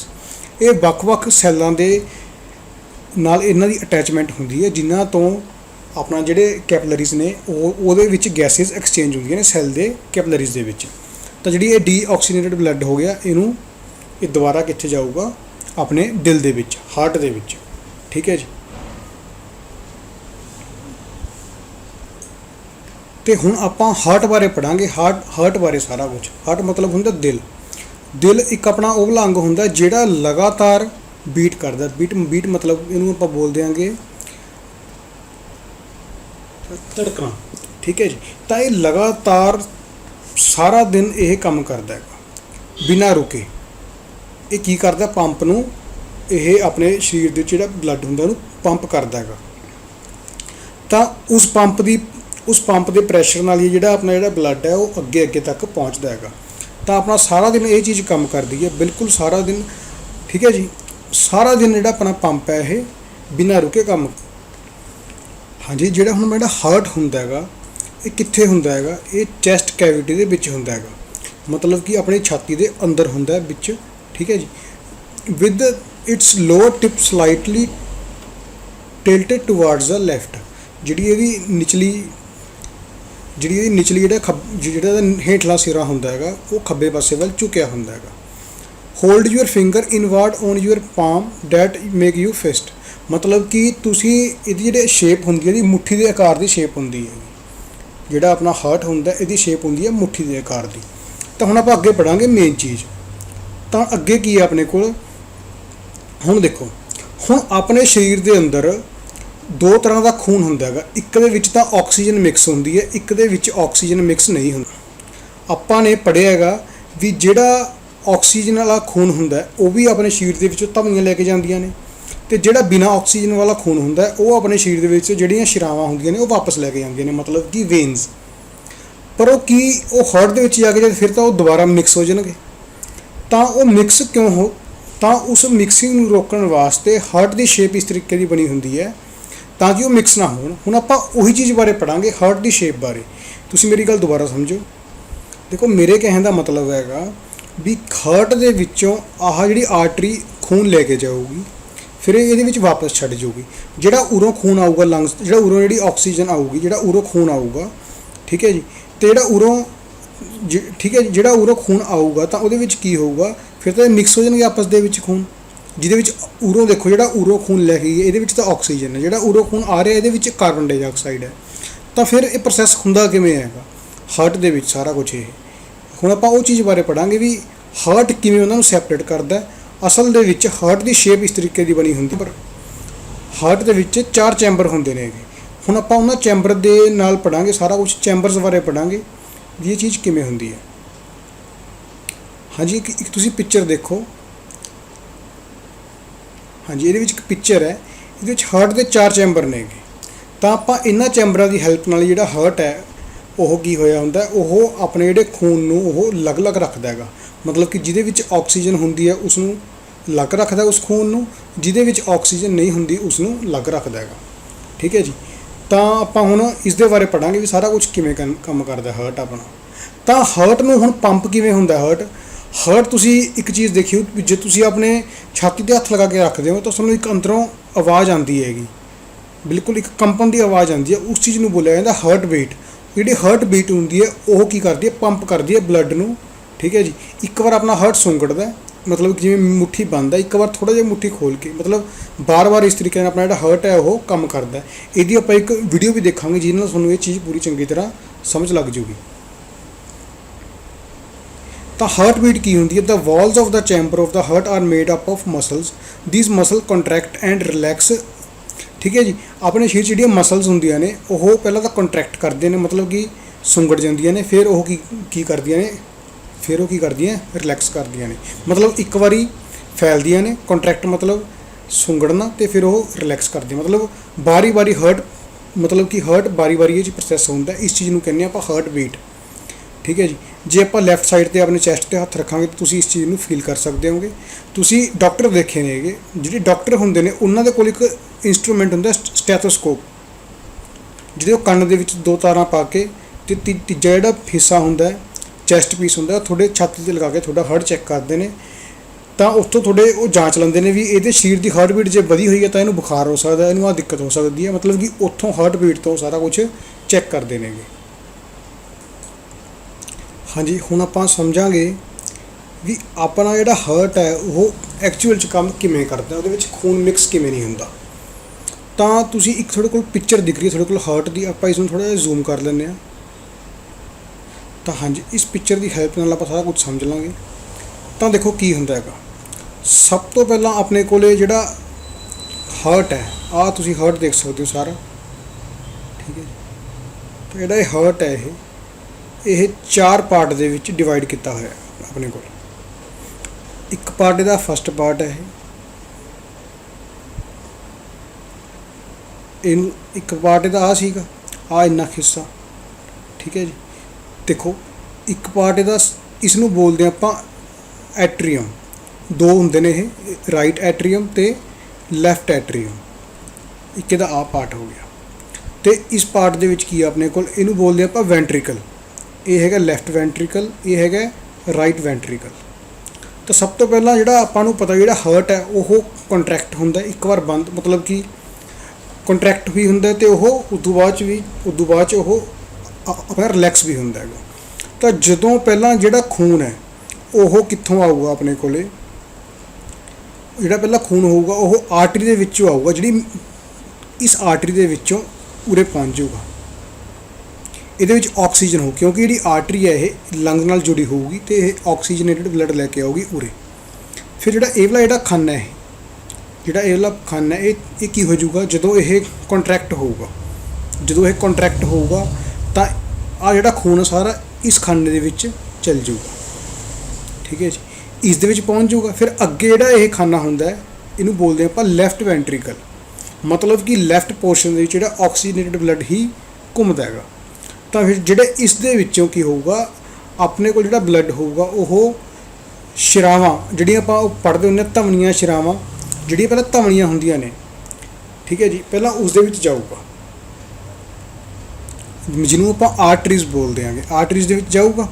ਉਸ ਤੋਂ ਬਾਅਦ ਜਿਵੇਂ ਆਪਾਂ ਨੇ ਪਿਛਲਾ ਪ੍ਰੋਸੈਸ ਸਾਰਾ ਦੇਖਿਆ ਸੀ, ਸੈੱਲ ਦੇ ਵਿੱਚੋਂ ਹੁੰਦਾ ਹੋਇਆ ਉਹ ਜਿਹੜਾ ਬਲੱਡ ਹੋਊਗਾ ਉਹ ਚੱਲ ਜਾਊਗਾ ਵੈਂਟਰੀਕਲ ਦੇ ਵਿੱਚ, ਰਾਈਟ ਵੈਂਟਰੀਕਲ ਦੇ ਵਿੱਚ ਬਲੱਡ ਚੱਲ ਜਾਊਗਾ। ਮਤਲਬ ਕਿ ਆਪਣੇ ਸਾਰੀ ਬੋਡੀ ਦੇ ਵਿੱਚ ਹੁੰਦਾ ਹੋਇਆ ਐਂਡ ਦੇ ਵਿੱਚ ਸੈਲਸ ਤੋਂ ਆ ਕੇ ਰਾਈਟ ਵੈਂਟਰੀਕਲ ਦੇ ਵਿੱਚ ਚੱਲ ਜਾਊਗਾ। ਫਿਰ ਉਸ ਤੋਂ ਬਾਅਦ ਵਿੱਚ ਰਾਈਟ ਵੈਂਟਰੀਕਲ 'ਚ ਨਹੀਂ ਹੋ ਜਾਊਗਾ, ਉਹ ਜਾਊਗਾ ਰਾਈਟ ਐਟਰੀਅਮ 'ਚ ਜਾਊਗਾ, ਉਰੇ ਇੱਕ ਪਾਈਪ ਥਰੂ ਜਾਊਗਾ ਇੱਥੋਂ ਦੀ, ਇਸ ਦੇ ਵਿੱਚ ਚਲਾ ਜਾਊਗਾ। ਉਸ ਤੋਂ ਬਾਅਦ ਵਿੱਚ ਉਹ ਜਦੋਂ ਇਹ ਕੰਟਰੈਕਟ ਹੋਊਗੀ ਤਾਂ ਉਹ ਦੁਬਾਰਾ ਉਰੇ ਪਹੁੰਚ ਜਾਊਗਾ ਬਲੱਡ। ਫਿਰ ਉਰੋਂ ਜਾ ਕੇ ਇੱਕ ਇਹਦੇ ਨਾਲ ਇੱਕ ਪਾਈਪ ਅਟੈਚ ਹੁੰਦੀ ਹੈ ਜਿਹੜੀ ਕਿ ਹਾਰਟ ਤੱਕ ਜਾ ਕੇ ਮੀਟ ਕਰਦੀ ਹੈ। ਮੈਂ ਤੁਹਾਨੂੰ ਇੱਕ ਹੋਰ ਐਗਜ਼ਾਮਪਲ ਨਾਲ ਦੱਸਦਾ, ਥੋੜ੍ਹੀ ਜਿਹੀ ਇੱਕ ਪਿਕਚਰ ਹੋਰ ਹੈ ਆਪਣੇ ਕੋਲ, ਉਹ ਬੈਟਰ ਪਿਕਚਰ ਹੈ ਜਿਹਦੇ ਆਪਾਂ ਨੂੰ ਵਧੀਆ ਸਮਝ ਲੱਗ ਸਕਦਾ ਹੈਗਾ। ਤਾਂ ਤੁਸੀਂ ਇਸ ਪਿਕਚਰ ਦੇ ਵਿੱਚ ਸਮਝੋ ਇਸ ਚੀਜ਼ ਨੂੰ ਚੰਗੀ ਤਰ੍ਹਾਂ। ਦੇਖੋ ਜੀ, ਆਪਣੇ ਕੋਲ ਆਹ ਇੱਕ ਪੋਰਸ਼ਨ ਹੈ ਸਾਰਾ ਬਲੱਡ ਦਾ, ਆਪਣੇ ਹਾਰਟ ਦਾ ਸਿਸਟਮ ਬਣਿਆ ਹੋਇਆ ਹੈ। ਤਾਂ ਆਪਾਂ ਉਰੋਂ ਸਮਝਦੇ ਹਾਂ ਸਾਰਾ ਕੁਝ, ਇਸ ਪਿਕਚਰ ਦੇ ਵਿੱਚ ਵਧੀਆ ਸਮਝ ਲੱਗੂਗਾ ਕਲੀਅਰਲੀ। ਆਹ ਆਪਣੇ ਲੰਗਸ ਨੇ, ਫੇਫੜੇ, ਠੀਕ ਹੈ ਜੀ, ਇਹ ਆਪਣੇ ਫੇਫੜੇ ਨੇ। ਤੇ ਹੁਣ ਇਹਦੇ ਵਿੱਚ ਕੀ ਆ, ਆਪਣੇ ਕੋਲੇ ਕੈਪਲਰੀਜ਼ ਨੇ, ਲੰਗਸ ਦੀਆਂ ਕੈਪਲਰੀਜ਼।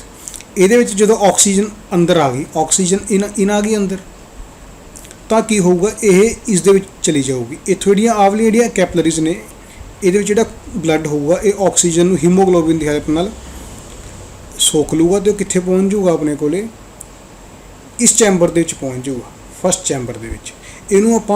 ਇਸ ਨੂੰ ਆਪਾਂ ਕੀ ਬੋਲਦੇ ਹੁੰਦੇ ਆਂਗੇ, ਐਟਰੀਅਮ, ਠੀਕ ਹੈ ਜੀ। ਇਸ ਪੋਰਸ਼ਨ ਦੇ ਵਿੱਚ ਆ ਜਾਊਗਾ, ਮਤਲਬ ਕਿ ਲੈਫਟ ਐਟਰੀਅਮ ਦੇ ਵਿੱਚ ਪਹਿਲਾਂ ਜਿਹੜਾ ਬਲੱਡ ਆ ਜਾਊਗਾ ਜਿਹਦੇ ਵਿੱਚ ਆਕਸੀਜਨ ਹੋਊਗੀ, ਲੈਫਟ ਐਟਰੀਅਮ। ਤੇ ਫਿਰ ਉਸ ਤੋਂ ਬਾਅਦ ਵਿੱਚ ਕੀ ਹੋਊਗਾ, ਜਦੋਂ ਇਹ ਚੀਜ਼ ਪੰਪ ਲਊਗੀ, ਇਹ ਚੀਜ਼ ਛੋਟੀ ਹੋ ਜਾਊਗੀ। ਇਹ ਚੀਜ਼ ਜਿਵੇਂ ਹੁਣ ਬੜੀ ਦਿਖ ਰਹੀ ਹੈ ਤੁਹਾਨੂੰ, ਇਹ ਚੀਜ਼ ਥੋੜੀ ਜਿਹੀ ਛੋਟੀ ਹੋ ਜਾਊਗੀ, ਸਮਾਲ। ਤੇ ਉਸ ਤੋਂ ਬਾਅਦ ਵਿੱਚ ਕੀ ਹੋਊਗਾ, ਜਿਹੜਾ ਬਲੱਡ ਹੋਊਗਾ ਉਹ ਆਪਣੇ ਕੋਲ ਉਰੋਂ ਤੋਂ ਇਸ ਪੋਰਸ਼ਨ ਦੇ ਵਿੱਚ ਸਾਰਾ ਜਾ ਕੇ ਖਾਲੀ ਹੋ ਜਾਊਗਾ, ਮਤਲਬ ਕਿ ਇਸ ਪੋਰਸ਼ਨ ਦੇ ਵਿੱਚ ਆ ਜਾਊਗਾ। ਫਿਰ ਜਦੋਂ ਆਹ ਚੀਜ਼ ਬੜੀ ਹੋਊ, ਆਹ ਚੀਜ਼ ਛੋਟੀ ਹੋਊਗੀ, ਕਿਉਂਕਿ ਇੱਕ ਵਾਰੀ ਇਹ ਕੰਟਰੈਕਟ ਹੁੰਦਾ, ਇੱਕ ਵਾਰੀ ਇਹ ਕੀ ਹੁੰਦਾ, ਰਿਲੈਕਸ ਹੁੰਦਾ। ਜਦੋਂ ਇਹ ਚੀਜ਼ ਛੋਟੀ ਹੋਊਗੀ ਤਾਂ ਇਹ ਜਿਹੜਾ ਬਲੱਡ ਹੈ ਇਸ ਦੇ ਵਿੱਚ ਚੱਲ ਜਾਊਗਾ, ਇਸ ਪਾਈਪ ਦੇ ਵਿੱਚ। ਇਹਨੂੰ ਬੋਲਦੇ ਆਪਾਂ ਮੇਨ ਆਰਟਰੀ, ਠੀਕ ਹੈ ਜੀ। ਇਹਦੇ ਵਿੱਚ ਆਕਸੀਜਨੇਟਡ ਬਲੱਡ ਹੈਗਾ। ਉਸ ਤੋਂ ਬਾਅਦ ਬਲੱਡ ਹੁੰਦਾ ਅੱਗੇ ਸਮਾਲ ਵੈਸਲਸ ਆਉਣਗੇ ਜਿਹਨੂੰ ਆਪਾਂ ਕੈਪਲਰੀਜ਼ ਬੋਲਦੇ ਹਾਂ, ਅੱਗੇ ਖਿੰਡ ਜਾਊਗਾ ਇਹ। ਜਿਹੜੀਆਂ ਇਸ ਕੈਪਲਰੀਜ਼ ਹੁੰਦੀਆਂ ਇਹ ਅੱਗੇ ਸੈੱਲ ਦੇ ਨਾਲ ਅਟੈਚ ਹੁੰਦੀਆਂ ਨੇ। ਤਾਂ ਇਹ ਸੈੱਲਸ ਦੇ ਵਿੱਚੋਂ ਮੰਨ ਲਓ ਉਰੇ ਕੋਈ ਵੀ ਸੈੱਲ ਹੈ ਆਪਣੇ ਬੋਡੀ ਦਾ, ਉਹਨੂੰ ਆਕਸੀਜਨ ਗੈਸ ਦੇ ਦੇਣਗੀਆਂ ਤੇ ਉਹਦੇ ਤੋਂ CO2 ਗੈਸ ਲੈ ਕੇ ਅੱਗੇ ਚਲੀ ਜਾਊਗੀ, ਬਲੱਡ ਅੱਗੇ ਚਲਾ ਜਾਊਗਾ। ਤਾਂ ਫਿਰ ਉਰੋਂ CO2 ਗੈਸ ਆ ਕੇ ਤਾਂ ਇਹ ਇਸ ਦੇ ਵਿੱਚ ਆ ਜਾਊਗਾ, ਜਿਹਨੂੰ ਬੋਲਦੇ ਆਪਾਂ ਮੇਨ ਵੇਨਸ ਬੋਲਦੇ ਹਾਂ। ਤਾਂ ਫਿਰ ਇਹ ਵੇਨਸ ਤੋਂ ਹੁੰਦਾ ਹੋਇਆ ਇਹ ਆਪਣੇ ਇਸ ਪੋਰਸ਼ਨ ਦੇ ਵਿੱਚ ਆ ਜਾਊਗਾ ਬਲੱਡ, ਜਿਹਦੇ ਵਿੱਚ ਕਾਰਬਨ ਡਾਈਆਕਸਾਈਡ ਮਿਕਸ ਹੋਊਗੀ। ਇਹਦੇ ਵਿੱਚ ਹੁਣ ਕਾਰਬਨ ਡਾਈਆਕਸਾਈਡ ਗੈਸ ਮਿਕਸ ਹੈ, CO2, ਇਹਦੇ ਅੰਦਰ O2 ਮਿਕਸ ਹੈ। ਫਿਰ ਜਦੋਂ ਬਲੱਡ ਦੁਬਾਰੇ ਆਪਣਾ ਹਾਰਟ ਪੰਪ ਕਰਦਾ ਤਾਂ ਇਹ ਬਲੱਡ ਉਰੇ ਪਹੁੰਚ ਜਾਊਗਾ ਨੀਚੇ। ਆਹ ਜਿਹੜਾ ਖਾਨਾ ਇਹਦਾ ਛੋਟਾ ਹੋ ਜਾਊਗਾ ਤੇ ਬਲੱਡ ਉਰੇ ਪਹੁੰਚ ਜਾਊਗਾ। ਫਿਰ ਉਸ ਤੋਂ ਬਾਅਦ ਜਦੋਂ ਇਹ ਵਾਲਾ ਬਾਕਸ ਛੋਟਾ ਹੋਊਗਾ, ਮਤਲਬ ਕਿ ਇੰਨਾ ਕੁ ਰਹਿ ਜਾਊਗਾ, ਜਦੋਂ ਮਤਲਬ ਹਾਰਟ ਆਪਣਾ ਕੰਟਰੈਕਟ ਕਰੂਗਾ ਤਾਂ ਇਹ ਦੁਬਾਰਾ ਜਿਹੜਾ ਬਲੱਡ ਹੈ ਉਰੋਂ ਦੀ ਜਾ ਕੇ ਆਪਣੇ ਜਿਹੜੇ ਲੰਗਸ ਨੇ ਉੱਥੇ ਤੱਕ ਚਲਾ ਜਾਊਗਾ। ਫਿਰ ਉਸ ਤੋਂ ਬਾਅਦ 'ਚ ਦੁਬਾਰੇ ਜਿਹੜੇ ਲੰਗਸ ਕੈਪਲਰੀਜ਼ ਨੇ ਉਹਦੇ ਵਿੱਚ ਚਲਾ ਜਾਊਗਾ ਤੇ ਕਾਰਬਨ ਡਾਈਆਕਸਾਈਡ ਗੈਸ ਜਿਹੜੀ ਉਹ ਬਾਹਰ ਹੋ ਜਾਊਗੀ। ਮਤਲਬ ਕਿ ਇਸ ਤਰੀਕੇ ਨਾਲ ਜਿਹੜਾ ਸਾਰਾ ਪ੍ਰੋਸੈਸ ਹੈ ਇਹ ਕੰਪਲੀਟ ਹੁੰਦਾ ਹੈਗਾ। ਤੁਸੀਂ ਇਸ ਚੀਜ਼ ਨੂੰ 2-3 ਵਾਰ ਜਦੋਂ ਕਾਪੀ 'ਤੇ ਲਿਖ ਕੇ ਦੇਖੋਗੇ, ਇਹਨੂੰ ਵੀਡੀਓ ਸਮਝ ਕੇ ਤੁਹਾਡੇ ਸਾਰਾ ਪ੍ਰੋਸੈਸ ਇਹ ਯਾਦ ਹੋ ਜਾਊਗਾ, ਠੀਕ ਹੈ ਜੀ। ਤਾਂ ਇਸ ਨੂੰ ਤੁਸੀਂ 2 ਵਾਰ ਦੇਖ ਕੇ ਕਾਪੀ 'ਤੇ ਲਿਖਣਾ ਤੇ ਬੁੱਕ ਦੇ ਵਿੱਚੋਂ ਰੀਡਿੰਗ ਕਰਨੀ ਹੈ। ਤਾਂ ਆਪਾਂ ਜੋ ਕੁਝ ਹੁਣ ਤੱਕ ਪੜ੍ਹਿਆ ਇਹਦੇ ਵਿੱਚ ਆਪਣੇ ਹਿਊਮਨ ਬੀਇੰਗ ਦਾ ਸਾਰਾ ਇਹ ਸਿਸਟਮ ਹੋ ਗਿਆ, ਆਪਣਾ ਜਿਹੜੀ ਆਕਸੀਜਨ ਕਿਵੇਂ ਪਹੁੰਚਦੀ ਆ ਆਪਣੇ, ਠੀਕ ਹੈ ਜੀ। ਤੇ ਹੁਣ ਆਪਾਂ ਇਸ ਤੋਂ ਬਾਅਦ ਪੜਾਂਗੇ ਆਪਾਂ ਐਨੀਮਲਸ ਦੇ ਵਿੱਚ। ਹੁਣ ਕੀ ਹੁੰਦਾ, ਆਲਮੋਸਟ ਜਿੰਨੇ ਵੀ ਐਨੀਮਲਸ ਨੇ ਅਪਰੋਕਸੀਮੇਟਲੀ ਸਾਰਿਆਂ ਦੇ ਵਿੱਚ ਬਲੱਡ ਹੁੰਦਾ ਹੈਗਾ। ਤੇ ਸਾਰਿਆਂ ਦੇ ਵਿੱਚ ਕੀ ਹੁੰਦਾ ਹੈਗਾ, ਬਲੱਡ ਹੀ ਸਾਰਾ ਕੁਝ ਕਰਦਾ ਹੈਗਾ, ਹਰ ਇੱਕ ਚੀਜ਼ ਨੂੰ ਦੂਜੇ ਭਾਗ ਤੱਕ ਲੈ ਕੇ ਜਾਂਦਾ ਹੈਗਾ। ਪਰ ਦੋ ਇਹੋ ਜਿਹੇ ਜੀਵ ਨੇ ਜਿਹਨੂੰ ਆਪਾਂ ਬੋਲਦੇ ਹਾਂ ਸਪੌਂਜ ਤੇ ਹਾਈਡਰਾ, ਇੱਕ ਸਪੌਂਜ ਤੇ ਇੱਕ ਹਾਈਡਰਾ। ਹਾਂਜੀ, ਆਹ ਦੋ ਜੀਵ ਨੇ ਆਪਣੇ ਕੋਲ, ਸਪੌਂਜ ਤੇ ਹਾਈਡਰਾ। ਇਹ ਐਵੇਂ ਦੇ ਹੁੰਦੇ ਨੇ, ਸਪੌਂਜ ਤੇ ਹਾਈਡਰਾ। ਠੀਕ ਹੈ ਜੀ। ਇਹਨਾਂ ਦੇ ਵਿੱਚ ਕੀ ਹੁੰਦਾ, ਬਲੱਡ ਨਹੀਂ ਹੁੰਦਾ ਹੈਗਾ, ਇਹਨਾਂ ਦੇ ਵਿੱਚ ਖੂਨ ਨਹੀਂ ਹੁੰਦਾ। ਤਾਂ ਇਹ ਕਿਵੇਂ ਕਰਦੇ ਨੇ ਆਪਣੀ ਸੈਟਿੰਗ, ਇਹਨਾਂ ਦੇ ਵਿੱਚ ਜਿਹੜਾ ਕੁਝ ਹੁੰਦਾ ਸਾਰਾ ਕੁਝ ਪਾਣੀ ਨਾਲ ਹੁੰਦਾ ਹੈਗਾ। ਜਿਹੜੇ ਠੀਕ ਹੈ ਜੀ, ਮਤਲਬ ਕਿ ਪਾਣੀ ਹੀ ਇਹਨਾਂ ਦੇ ਸਰੀਰ ਦੇ ਵਿੱਚੋਂ ਸਾਰਾ ਕੁਝ ਮਲ ਪਦਾਰਥਾਂ ਨੂੰ ਬਾਹਰ ਲੈ ਕੇ ਨਿਕਲ ਜਾਂਦਾ ਅਤੇ ਉਹੀ ਸਾਰਾ ਸਿਸਟਮ ਭੋਜਨ ਨੂੰ ਉਹਨਾਂ ਦੇ ਬਾਕੀ ਭਾਗਾਂ ਤੱਕ ਪਹੁੰਚਾਉਂਦਾ ਹੈ। ਠੀਕ ਹੈ ਜੀ। ਇਹਦੇ ਵਿੱਚ ਸਾਰਾ ਕੁਝ ਕੌਣ ਕਰਦਾ, ਪਾਣੀ ਕਰਦਾ ਹੈਗਾ। ਹਾਂਜੀ, ਉਸ ਤੋਂ ਜੇ ਆਪਾਂ ਪੜ੍ਹਾਂਗੇ ਐਕਸਕ੍ਰੈਸ਼ਨ ਇਨ ਐਨੀਮਲਸ, ਜੰਤੂਆਂ ਵਿੱਚ ਮਲ ਤਿਆਗ। ਐਕਸਕ੍ਰੈਸ਼ਨ ਕੀ ਹੁੰਦਾ ਹੈਗਾ, ਜਦੋਂ ਆਪਣੇ ਬਾਡੀ ਦੇ ਵਿੱਚੋਂ ਵੇਸਟ ਵੀ ਬਹੁਤ ਜ਼ਿਆਦਾ ਬਣਦਾ ਹੈਗਾ ਅਤੇ ਉਹਨੂੰ ਬਾਹਰ ਨਿਕਾਲਣਾ ਬਹੁਤ ਜ਼ਰੂਰੀ ਹੁੰਦਾ ਹੈਗਾ। ਠੀਕ ਹੈ ਜੀ। ਜਦੋਂ ਆਪਣਾ ਕੋਈ ਵੀ ਸੈੱਲ ਕੰਮ ਕਰਦਾ ਹੈਗਾ, ਪਰਫਾਰਮ ਦੇਅਰ ਫੰਕਸ਼ਨ, ਆਪਣੇ ਕੰਮ ਕਰਦਾ, certain waste products are released, ਕੁਝ ਵੇਸਟ ਪ੍ਰੋਡਕਟ ਬਾਹਰ ਨਿਕਲਦੇ ਨੇ। ਦੀਜ਼ ਆਰ ਟੌਕਸਿਕ, ਉਹ ਜ਼ਹਿਰੀਲੇ ਹੁੰਦੇ ਨੇ, ਉਹਨਾਂ ਨੂੰ ਰਿਮੂਵ ਕਰਨਾ ਬਾਡੀ ਦੇ ਵਿੱਚ ਜ਼ਰੂਰੀ ਹੁੰਦਾ ਹੈਗਾ। The process of the removal of waste produced in the cells of the living organism is called excretion। ਮਤਲਬ ਕਿ ਉਹਨਾਂ ਨੂੰ ਵੇਸਟ ਨੂੰ ਜਿਹੜੇ ਸੈੱਲ ਦੇ ਵਿੱਚ ਬਣੇ ਨੇ ਉਹਨਾਂ ਨੂੰ ਬਾਹਰ ਨਿਕਾਲ ਦੇਣ ਦੀ ਕਿਰਿਆ ਨੂੰ ਕੀ ਬੋਲਿਆ ਜਾਂਦਾ, ਐਕਸਕ੍ਰੈਸ਼ਨ। ਮਤਲਬ ਕਿ ਮਲ ਤਿਆਗ ਕਰਨਾ। ਠੀਕ ਹੈ ਜੀ। ਸਾਰੇ ਹਿਊਮਨ ਬੀਇੰਗ ਮਲ ਤਿਆਗ ਕਰਦੇ ਨੇ, ਜਿੰਨੇ ਵੀ ਆਪਣੇ ਜਾਨਵਰ ਨੇ ਸਾਰੇ ਮਲ ਤਿਆਗ ਕਰਦੇ ਨੇ। ਇਹ ਸਾਨੂੰ ਪਤਾ ਕਿਵੇਂ ਕਰਦੇ ਨੇ। The parts involved in excretion form the excretory system। ਜਿਹੜੇ ਇਹਦੇ ਵਿੱਚ ਪਾਰਟਸ ਹਿੱਸਾ ਲੈਂਦੇ ਨੇ ਐਕਸਕ੍ਰੀਸ਼ਨ ਕਰਨ ਦੇ ਵਿੱਚ, ਉਹਨਾਂ ਨੂੰ ਸਾਰੇ ਪਾਰਟਸ ਮਿਲ ਕੇ ਕੀ ਬਣਾਉਂਦੇ ਨੇ, ਐਗਜ਼ੀਕ੍ਰੇਟਰੀ ਸਿਸਟਮ ਬਣਾਉਂਦੇ ਨੇ। ਮਤਲਬ ਕਿ ਮਲ ਤਿਆਗ ਪ੍ਰਣਾਲੀ। ਹੁਣ ਆਪਾਂ ਹਿਊਮਨ ਦੇ ਵਿੱਚ ਪੜਾਂਗੇ ਇਹ ਚੀਜ਼ ਕਿਵੇਂ ਹੁੰਦੀ ਹੈ, ਮਲ ਤਿਆਗ ਪ੍ਰਣਾਲੀ। ਤਾਂ ਹਿਊਮਨ ਦੇ ਵਿੱਚ ਕੀ ਹੁੰਦਾ ਹੈਗਾ, the waste which is present in the blood has to be removed from the body, a mechanism to filter the blood is required, this is done by the blood capillaries in the kidneys। ਜਿਹੜੀ ਆਪਣੀ kidney ਹੁੰਦੀਆਂ ਨੇ, ਠੀਕ ਹੈ ਜੀ, ਜਿਹਨੂੰ ਆਪਾਂ ਬੋਲਦੇ ਹਾਂ ਗੁਰਦੇ, ਆਪਣੇ ਸਰੀਰ ਦੇ ਵਿੱਚ ਗੁਰਦੇ ਹੁੰਦੇ ਨੇ, ਇਹ ਖੂਨ ਨੂੰ ਛਾਣਦੀਆਂ ਨੇ। ਜਦੋਂ ਇਹਦੇ ਵਿੱਚੋਂ ਖੂਨ ਪਾਸ ਕਰਦਾ ਹੈਗਾ, ਠੀਕ ਹੈ ਜੀ, ਇਹਨਾਂ ਦੀ ਕੈਪਿਲਰੀਜ਼ ਦੇ ਵਿੱਚੋਂ, ਤਾਂ ਇਹ ਖੂਨ ਨੂੰ ਛਾਣਦੀਆਂ ਨੇ ਅਤੇ ਉਸ ਤੋਂ ਬਾਅਦ ਵਿੱਚ ਕੀ ਹੁੰਦਾ ਹੈ, ਜਿਹੜਾ ਵੀ ਵੇਸਟੇਜ ਹੁੰਦੀ ਹੈ ਉਹਨੂੰ ਇਹ ਬਾਹਰ ਨਿਕਾਲ ਦਿੰਦੀਆਂ ਨੇ। ਠੀਕ ਹੈ ਜੀ। ਤਾਂ ਹੁਣ ਆਪਾਂ ਇਹਦੇ ਬਾਰੇ ਪੜ੍ਹਾਂਗੇ ਅੱਗੇ ਆਪਾਂ ਐਕਸਕ੍ਰੀਟਰੀ ਸਿਸਟਮ ਇਨ ਹਿਊਮਨਸ ਦੇ ਵਿੱਚ। ਹਾਂਜੀ, ਇਹ ਆਪਣੀ ਜਿਹੜੀ ਪਿਕਚਰ ਹੈ ਇਹ ਆਪਣੀਆਂ ਕੀ ਹੁੰਦੀਆਂ ਨੇ, ਕਿਡਨੀਜ਼, ਗੁਰਦੇ। ਠੀਕ ਹੈ ਜੀ। ਇਹ ਜਿਹੜੀਆਂ ਖੂਨ ਵਿਆਹੀਆਂ ਜਦੋਂ ਇਹਦੇ ਤੱਕ ਆਉਂਦੀਆਂ ਨੇ ਤਾਂ ਇਹ ਉਹਨੂੰ ਛਾਣ ਕੇ ਕੀ ਕਰਦੀਆਂ ਨੇ, ਅੱਗੇ ਪਹੁੰਚਾ ਦਿੰਦੀਆਂ। ਇਹ ਇੱਕ ਇਹਦਾ ਪਾਰਟ ਹੁੰਦਾ, ਇਹਨੂੰ ਬੋਲਦੇ ਹਾਂ ਆਪਾਂ ਯੂਰੇਟਰ, ਅਤੇ ਇੱਕ ਇਹਦਾ ਤੀਜਾ ਪਾਰਟ ਹੁੰਦਾ, ਇਸ ਨੂੰ ਬੋਲਦੇ ਹਾਂ ਆਪਾਂ ਯੂਰੀਨਰੀ ਬਲੈਡਰ। ਠੀਕ ਹੈ ਜੀ। ਇਹਦੇ ਵਿੱਚ ਜਿਹੜਾ ਮੂਤਰ ਹੁੰਦਾ ਉਹ ਇਕੱਠਾ ਹੁੰਦਾ ਹੈਗਾ। ਠੀਕ ਹੈ ਜੀ। ਤਾਂ ਇਸ ਚੀਜ਼ ਨੂੰ ਆਪਾਂ, ਇਸ ਦੇ ਰਾਹੀਂ ਜਿਹੜੀ ਕਿਡਨੀਆਂ ਰਾਹੀਂ ਹੀ ਆਪਣਾ ਜਿਹੜਾ ਮਲ ਤਿਆਗ ਕਿਰਿਆ ਪੂਰੀ ਹੁੰਦੀ ਹੈ। ਇਹ ਵੇਸਟੇਜ ਨੂੰ ਅੱਡ ਕਰਦੀਆਂ ਨੇ। ਫਿਰ ਉਸ ਤੋਂ ਬਾਅਦ 'ਚ ਨੈਕਸਟ ਪਾਰਟ ਹੁੰਦਾ ਯੂਰੇਥਾ, ਉਦੋਂ ਬਾਅਦ 'ਚ ਯੂਰੀਨਰੀ ਓਪਨਿੰਗ, ਇਸ ਦੇ ਰਾਹੀਂ ਜਿਹੜਾ ਆਪਣਾ ਮਲ ਤਿਆਗ ਹੁੰਦਾ, ਮਲ ਮੂਤਰ ਹੁੰਦਾ, ਉਹ ਬਾਹਰ ਨਿਕਲ ਜਾਂਦਾ ਹੈਗਾ। ਇੱਕ ਵਾਰ ਆਪਾਂ ਇਹਨਾਂ ਦੇ ਪੰਜਾਬੀ ਦੇ ਵਿੱਚ ਜਿਹੜੇ ਨਾਮ ਨੇ ਉਹ ਦੇਖ ਲਈਏ। ਇਸ ਨੂੰ ਬੋਲਦੇ ਨੇ ਹੈਗੇ ਮੂਤਰ ਨਲੀ, ਯੂਰੇਟਰ ਨੂੰ ਇਹਨੂੰ ਬੋਲਿਆ ਜਾਂਦਾ ਮੂਤਰ ਮਸਾਨਾ। ਇਹਦੇ ਵਿੱਚ ਜਿਹੜਾ ਜਮ੍ਹਾਂ ਹੁੰਦਾ ਹੈਗਾ, ਜਿਹੜਾ ਮੂਤਰ ਹੁੰਦਾ, ਮੂਤਰ ਮਸਾਨਾ, ਅਤੇ ਇਸ ਨੂੰ ਬੋਲਿਆ ਜਾਂਦਾ ਮੂਤਰ ਮਾਰਗ,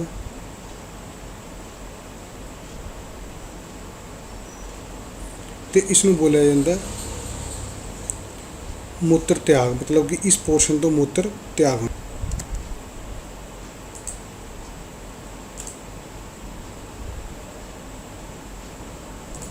ਹਾਂਜੀ, ਇਸ ਪੋਰਸ਼ਨ ਨੂੰ ਬੋਲਦੇ ਹਾਂ ਆਪਾਂ, ਯੂਰੇਟਰ ਨੂੰ ਬੋਲਦੇ ਹਾਂ ਮੂਤਰ ਨਲੀ, ਇਹਨੂੰ ਬੋਲਦੇ ਹਾਂ ਮੂਤਰ ਮਸਾਨਾ, ਇਹਨੂੰ ਬੋਲਦੇ ਆਂਗੇ ਮੂਤਰ ਮਾਰਗ, ਅਤੇ ਇਹਨੂੰ ਬੋਲਦੇ ਹਾਂ ਮੂਤਰ ਦੁਆਰ।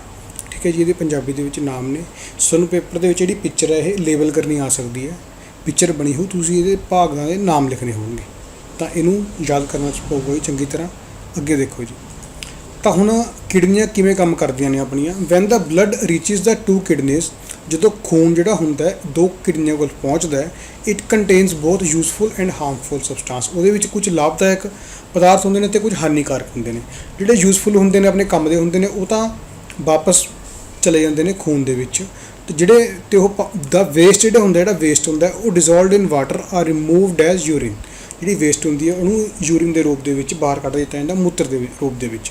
From the kidneys the urine goes into the urinary bladder through tube like ureters, it is stored in the bladder, ਮਤਲਬ ਕਿ ਮੂਤਰ ਮਸਾਨਾ ਦੇ ਵਿੱਚ, ਠੀਕ ਹੈ ਜੀ, ਇਹ ਸਟੋਰ ਹੋ ਜਾਂਦਾ ਹੈ, ਜਿਹਨੂੰ ਆਪਾਂ ਬੋਲਦੇ ਹਾਂਗੇ bladder, and is passed out through the urinary opening at the end of muscular tube called urethra, ਠੀਕ ਹੈ ਜੀ। ਤਾਂ ਜਿਹੜਾ ਇੱਕ ਜਿਹੜਾ ਹੈਲਦੀ ਜਿਹੜਾ ਇੱਕ ਅੱਗੇ ਪੜ੍ਹਦੇ ਹਾਂ ਹੁਣ ਆਪਾਂ, ਤਾਂ ਜਿਹੜਾ ਸਾਰਾ ਕੁਛ ਮਿਲ ਕੇ ਬਣਿਆ ਦਾ ਕਿਡਨੀਜ਼, ਯੂਰੇਟਰ, ਬਲੈਡਰ, ਯੂਰੇਥਾ, ਇਹ ਸਾਰਾ ਐਗਜ਼ੀਕ੍ਰੀਟਰੀ ਸਿਸਟਮ ਹੈ ਮਨੁੱਖ ਦੇ ਵਿੱਚ, ਇਨਸਾਨ ਦੇ ਵਿੱਚ। ਤਾਂ ਜਿਹੜਾ ਇੱਕ ਜਿਹੜਾ ਆਮ ਤੌਰ 'ਤੇ ਇੱਕ ਹਿਊਮਨ ਬੀਇੰਗ ਹੁੰਦਾ ਹੈ, ਉਹ ਡੇਲੀ ਨੋਰਮਲੀ ਉਹ 1 ਤੋਂ ਲੈ ਕੇ 1.8 ਲੀਟਰ ਤੱਕ ਜਿਹੜਾ ਯੂਰਿਨ ਹੈ ਉਹ 24 ਘੰਟੇ ਦੇ ਵਿੱਚ ਬਾਹਰ ਕੱਢਦਾ ਹੈਗਾ। ਦਾ ਯੂਰਿਨ ਕੰਸਿਸਟ, ਉਹਦੇ ਵਿੱਚ ਕੀ ਹੁੰਦਾ ਹੈਗਾ, ਜਿਹੜਾ ਯੂਰਿਨ ਬਾਹਰ ਆਉਂਦਾ ਮੂਤਰ, 95% ਵਾਟਰ, 2.5% ਯੂਰੀਆ ਅਤੇ 2.5% ਅਦਰ ਵੇਸਟ ਪਦਾਰਥ ਹੁੰਦੇ ਨੇ, ਠੀਕ ਹੈ ਜੀ, ਅਦਰ ਵੇਸਟ ਪ੍ਰੋਡਕਟਸ।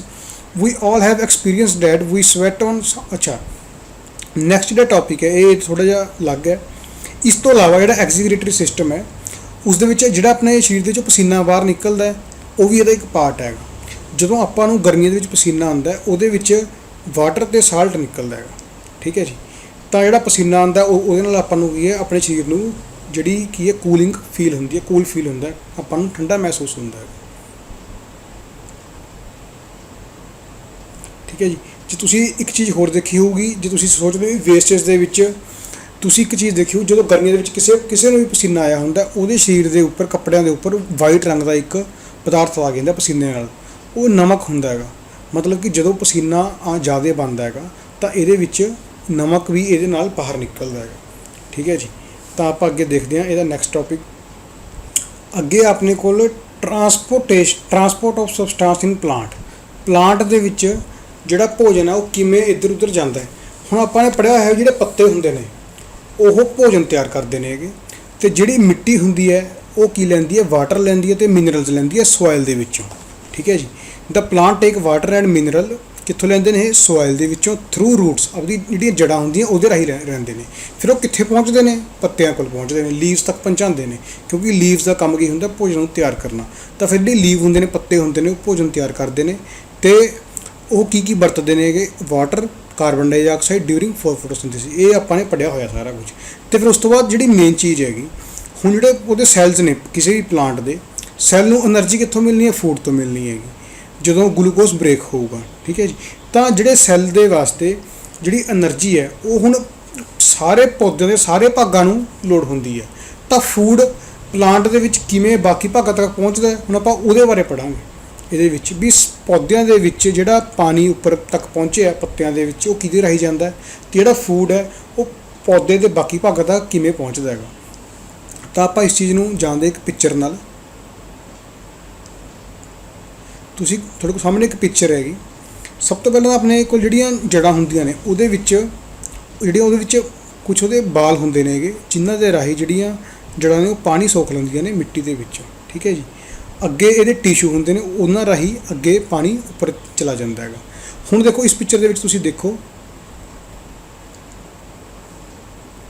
ਜਿਹੜੀਆਂ ਜੜ੍ਹਾਂ ਹੁੰਦੀਆਂ ਨੇ ਉਹਦੇ ਵਿੱਚ ਪਾਣੀ ਉੱਪਰ ਚੜ੍ਹਦਾ ਹੈਗਾ, ਪਰ ਇਹਦੇ ਵਿੱਚ ਵੀ ਪਾਈਪਸ ਹੁੰਦੀਆਂ ਨੇ, ਜਿਵੇਂ ਆਪਣੇ ਮਨੁੱਖ ਦੇ ਅੰਦਰ ਵਹਿਣੀਆਂ ਹੁੰਦੀਆਂ ਨੇ, ਐਵੇਂ ਇਹਦੇ ਅੰਦਰ ਵੀ ਪਾਈਪਸ ਹੁੰਦੀਆਂ ਨੇ, ਠੀਕ ਹੈ ਜੀ। ਤਾਂ ਇਹਨਾਂ ਬਾਰੇ ਆਪਾਂ ਹੁਣ ਪੜ੍ਹਾਂਗੇ, ਪਾਈਪਸ ਬਾਰੇ। ਇੱਕ ਵੀਡੀਓ ਕਲਿੱਪ ਰਾਹੀਂ ਤੁਹਾਨੂੰ ਮੈਂ ਇਹ ਚੀਜ਼ ਸ਼ੋਅ ਕਰੂੰਗਾ ਵੀ ਕਿਵੇਂ ਪਲਾਂਟਸ ਦੇ ਵਿੱਚ ਇਹ ਕਿਰਿਆ ਪੂਰੀ। ਹਾਂਜੀ, ਤੁਸੀਂ ਇਸ ਚੀਜ਼ ਨੂੰ ਦੇਖੋ, ਇਸ ਦੇ ਵਿੱਚ ਕੀ ਹੋ ਰਿਹਾ ਹੈਗਾ। ਇਹਦੇ ਵਿੱਚ ਪਹਿਲਾਂ ਤਾਂ ਆਪਣੇ ਕੋਲ ਜਿਹੜਾ ਜੜ ਦੇ ਵਿੱਚੋਂ ਰੂਟ ਹੈ, ਰੂਟ ਸੋਇਲ ਮਿੱਟੀ ਹੈ, ਇਹਦੇ ਵਿੱਚੋਂ ਜਿਹੜਾ ਆਇਆ ਸਾਰਾ ਕੁਝ ਪਾਣੀ ਹੋ ਗਿਆ ਅਤੇ ਮਿਨਰਲਸ ਹੋ ਗਏ, ਇਹ ਸਾਰੇ ਭਾਗਾਂ ਤੱਕ ਪਹੁੰਚਦੇ ਨੇ। ਇਹਦੇ ਵਿੱਚ ਇੱਕ ਟਿਸ਼ੂ ਹੁੰਦੇ ਨੇ, ਜ਼ਾਈਲਮ ਨਾਮ ਦੇ ਟਿਸ਼ੂ ਹੁੰਦੇ ਨੇ। ਉਹ ਜ਼ਾਈਲਮ ਨਾਮ ਦੀਆਂ ਵਹਿਣੀਆਂ ਸਾਰੇ ਭਾਗਾਂ ਤੱਕ ਪਾਣੀ ਅਤੇ ਮਿਨਰਲਸ ਲੈ ਕੇ ਜਾਂਦੀਆਂ ਨੇ, ਠੀਕ ਹੈ ਜੀ। ਜਿਵੇਂ ਆਪਣੇ ਮਨੁੱਖ ਦੇ ਸਰੀਰ ਦੇ ਅੰਦਰ ਵਹਿਣੀਆਂ ਸੀ, ਉਵੇਂ ਇਹਦੇ ਅੰਦਰ ਵੀ ਹੁੰਦੀਆਂ ਨੇ। ਜ਼ਾਈਲਮ ਨਾਮ ਹੁੰਦਾ ਉਹਨਾਂ ਦਾ। ਪਹਿਲਾਂ ਸੈੱਲ ਹੁੰਦੇ ਨੇ, ਸੈੱਲ ਤੋਂ ਮਿਲ ਕੇ ਟਿਸ਼ੂ ਬਣਦੇ ਨੇ, ਟਿਸ਼ੂ ਤੋਂ ਮਿਲ ਕੇ ਉਹਦੇ ਟਿਸ਼ੂ ਦੇ ਉੱਪਰ ਟਿਸ਼ੂ ਲੱਗ ਕੇ ਇਹ ਵਹਿਣੀਆਂ ਬਣਦੀਆਂ ਨੇ। ਮਤਲਬ ਕਿ ਉਰੇ ਇੱਕ ਟਿਸ਼ੂ ਹੋਊਗਾ, ਉਹਦੇ ਉੱਪਰ ਟਿਸ਼ੂ ਐਂ ਮਿਲ ਕੇ ਵਹਿਣੀਆਂ ਬਣਦੀਆਂ ਨੇ ਅਤੇ ਪਾਣੀ ਉੱਪਰ ਤੱਕ ਲੈ ਕੇ ਜਾਂਦੀਆਂ ਨੇ। ਜਿਹੜਾ ਪ੍ਰੋਸੈਸ ਇਹ ਹੁੰਦਾ, ਪਾਣੀ ਉੱਪਰ ਕਿਵੇਂ ਜਾਂਦਾ, ਇਹ ਆਪਾਂ ਟਰਾਂਸਪੀਰੇਸ਼ਨ ਇਹਦੇ ਵਿੱਚ ਹੈਲਪ ਕਰਦੀ ਹੈਗੀ, ਠੀਕ ਹੈ ਜੀ। ਤਾਂ ਹੁਣ ਇਸ ਤੋਂ ਬਾਅਦ ਦੇਖੋ, ਜਿਹੜਾ ਹੁਣ ਫੂਡ ਬਣ ਗਿਆ, ਜਿਹੜਾ ਪੱਤੇ ਦੇ ਵਿੱਚ ਜਿਹੜਾ ਫੂਡ ਬਣਦਾ ਹੈ ਉਹ ਲੀਫ ਰਾਹੀਂ, ਹੁਣ ਜਿਹੜਾ ਲੀਫ ਨੇ ਫੂਡ ਬਣਾਇਆ ਇਹ ਸਾਰੇ ਭਾਗਾਂ ਤੱਕ ਜਾਊਗਾ। ਇਹਦੇ ਵਾਸਤੇ ਇੱਕ ਟਿਸ਼ੂ ਹੁੰਦਾ ਫਲੋਇਮ, ਜਿਹਨੂੰ ਆਪਾਂ ਕੀ ਬੋਲਦੇ ਹਾਂਗੇ, ਫਲੋਇਮ ਨਾਮ ਦਾ ਇੱਕ ਟਿਸ਼ੂ ਹੁੰਦਾ ਹੈਗਾ। ਤਾਂ ਉਹ ਬਾਕੀ ਪਾਰਟਸ ਤੱਕ ਲੈ ਕੇ ਜਾਂਦਾ। ਆਹ ਦੇਖੋ ਜਿਵੇਂ ਆ ਲਿਖਿਆ ਹੋਇਆ phloem, phloem vessel carry food down from leaf. ਜਿਹੜਾ ਫਲੋਇਮ ਵੈਸਲ ਹੈ ਉਹ ਕੈਰੀ ਕਰਦਾ ਫੂਡ ਨੂੰ ਕਿੱਥੋਂ, ਲੀਫ ਤੋਂ। ਠੀਕ ਹੈ ਜੀ। ਤਾਂ ਇਸ ਤਰੀਕੇ ਨਾਲ ਪਲਾਂਟਸ ਦੇ ਵਿੱਚ ਜਿਹੜੇ ਇਹ ਪ੍ਰੋਸੈਸ ਕੀ ਹੈ ਕੰਪਲੀਟ ਹੁੰਦਾ ਹੈਗਾ।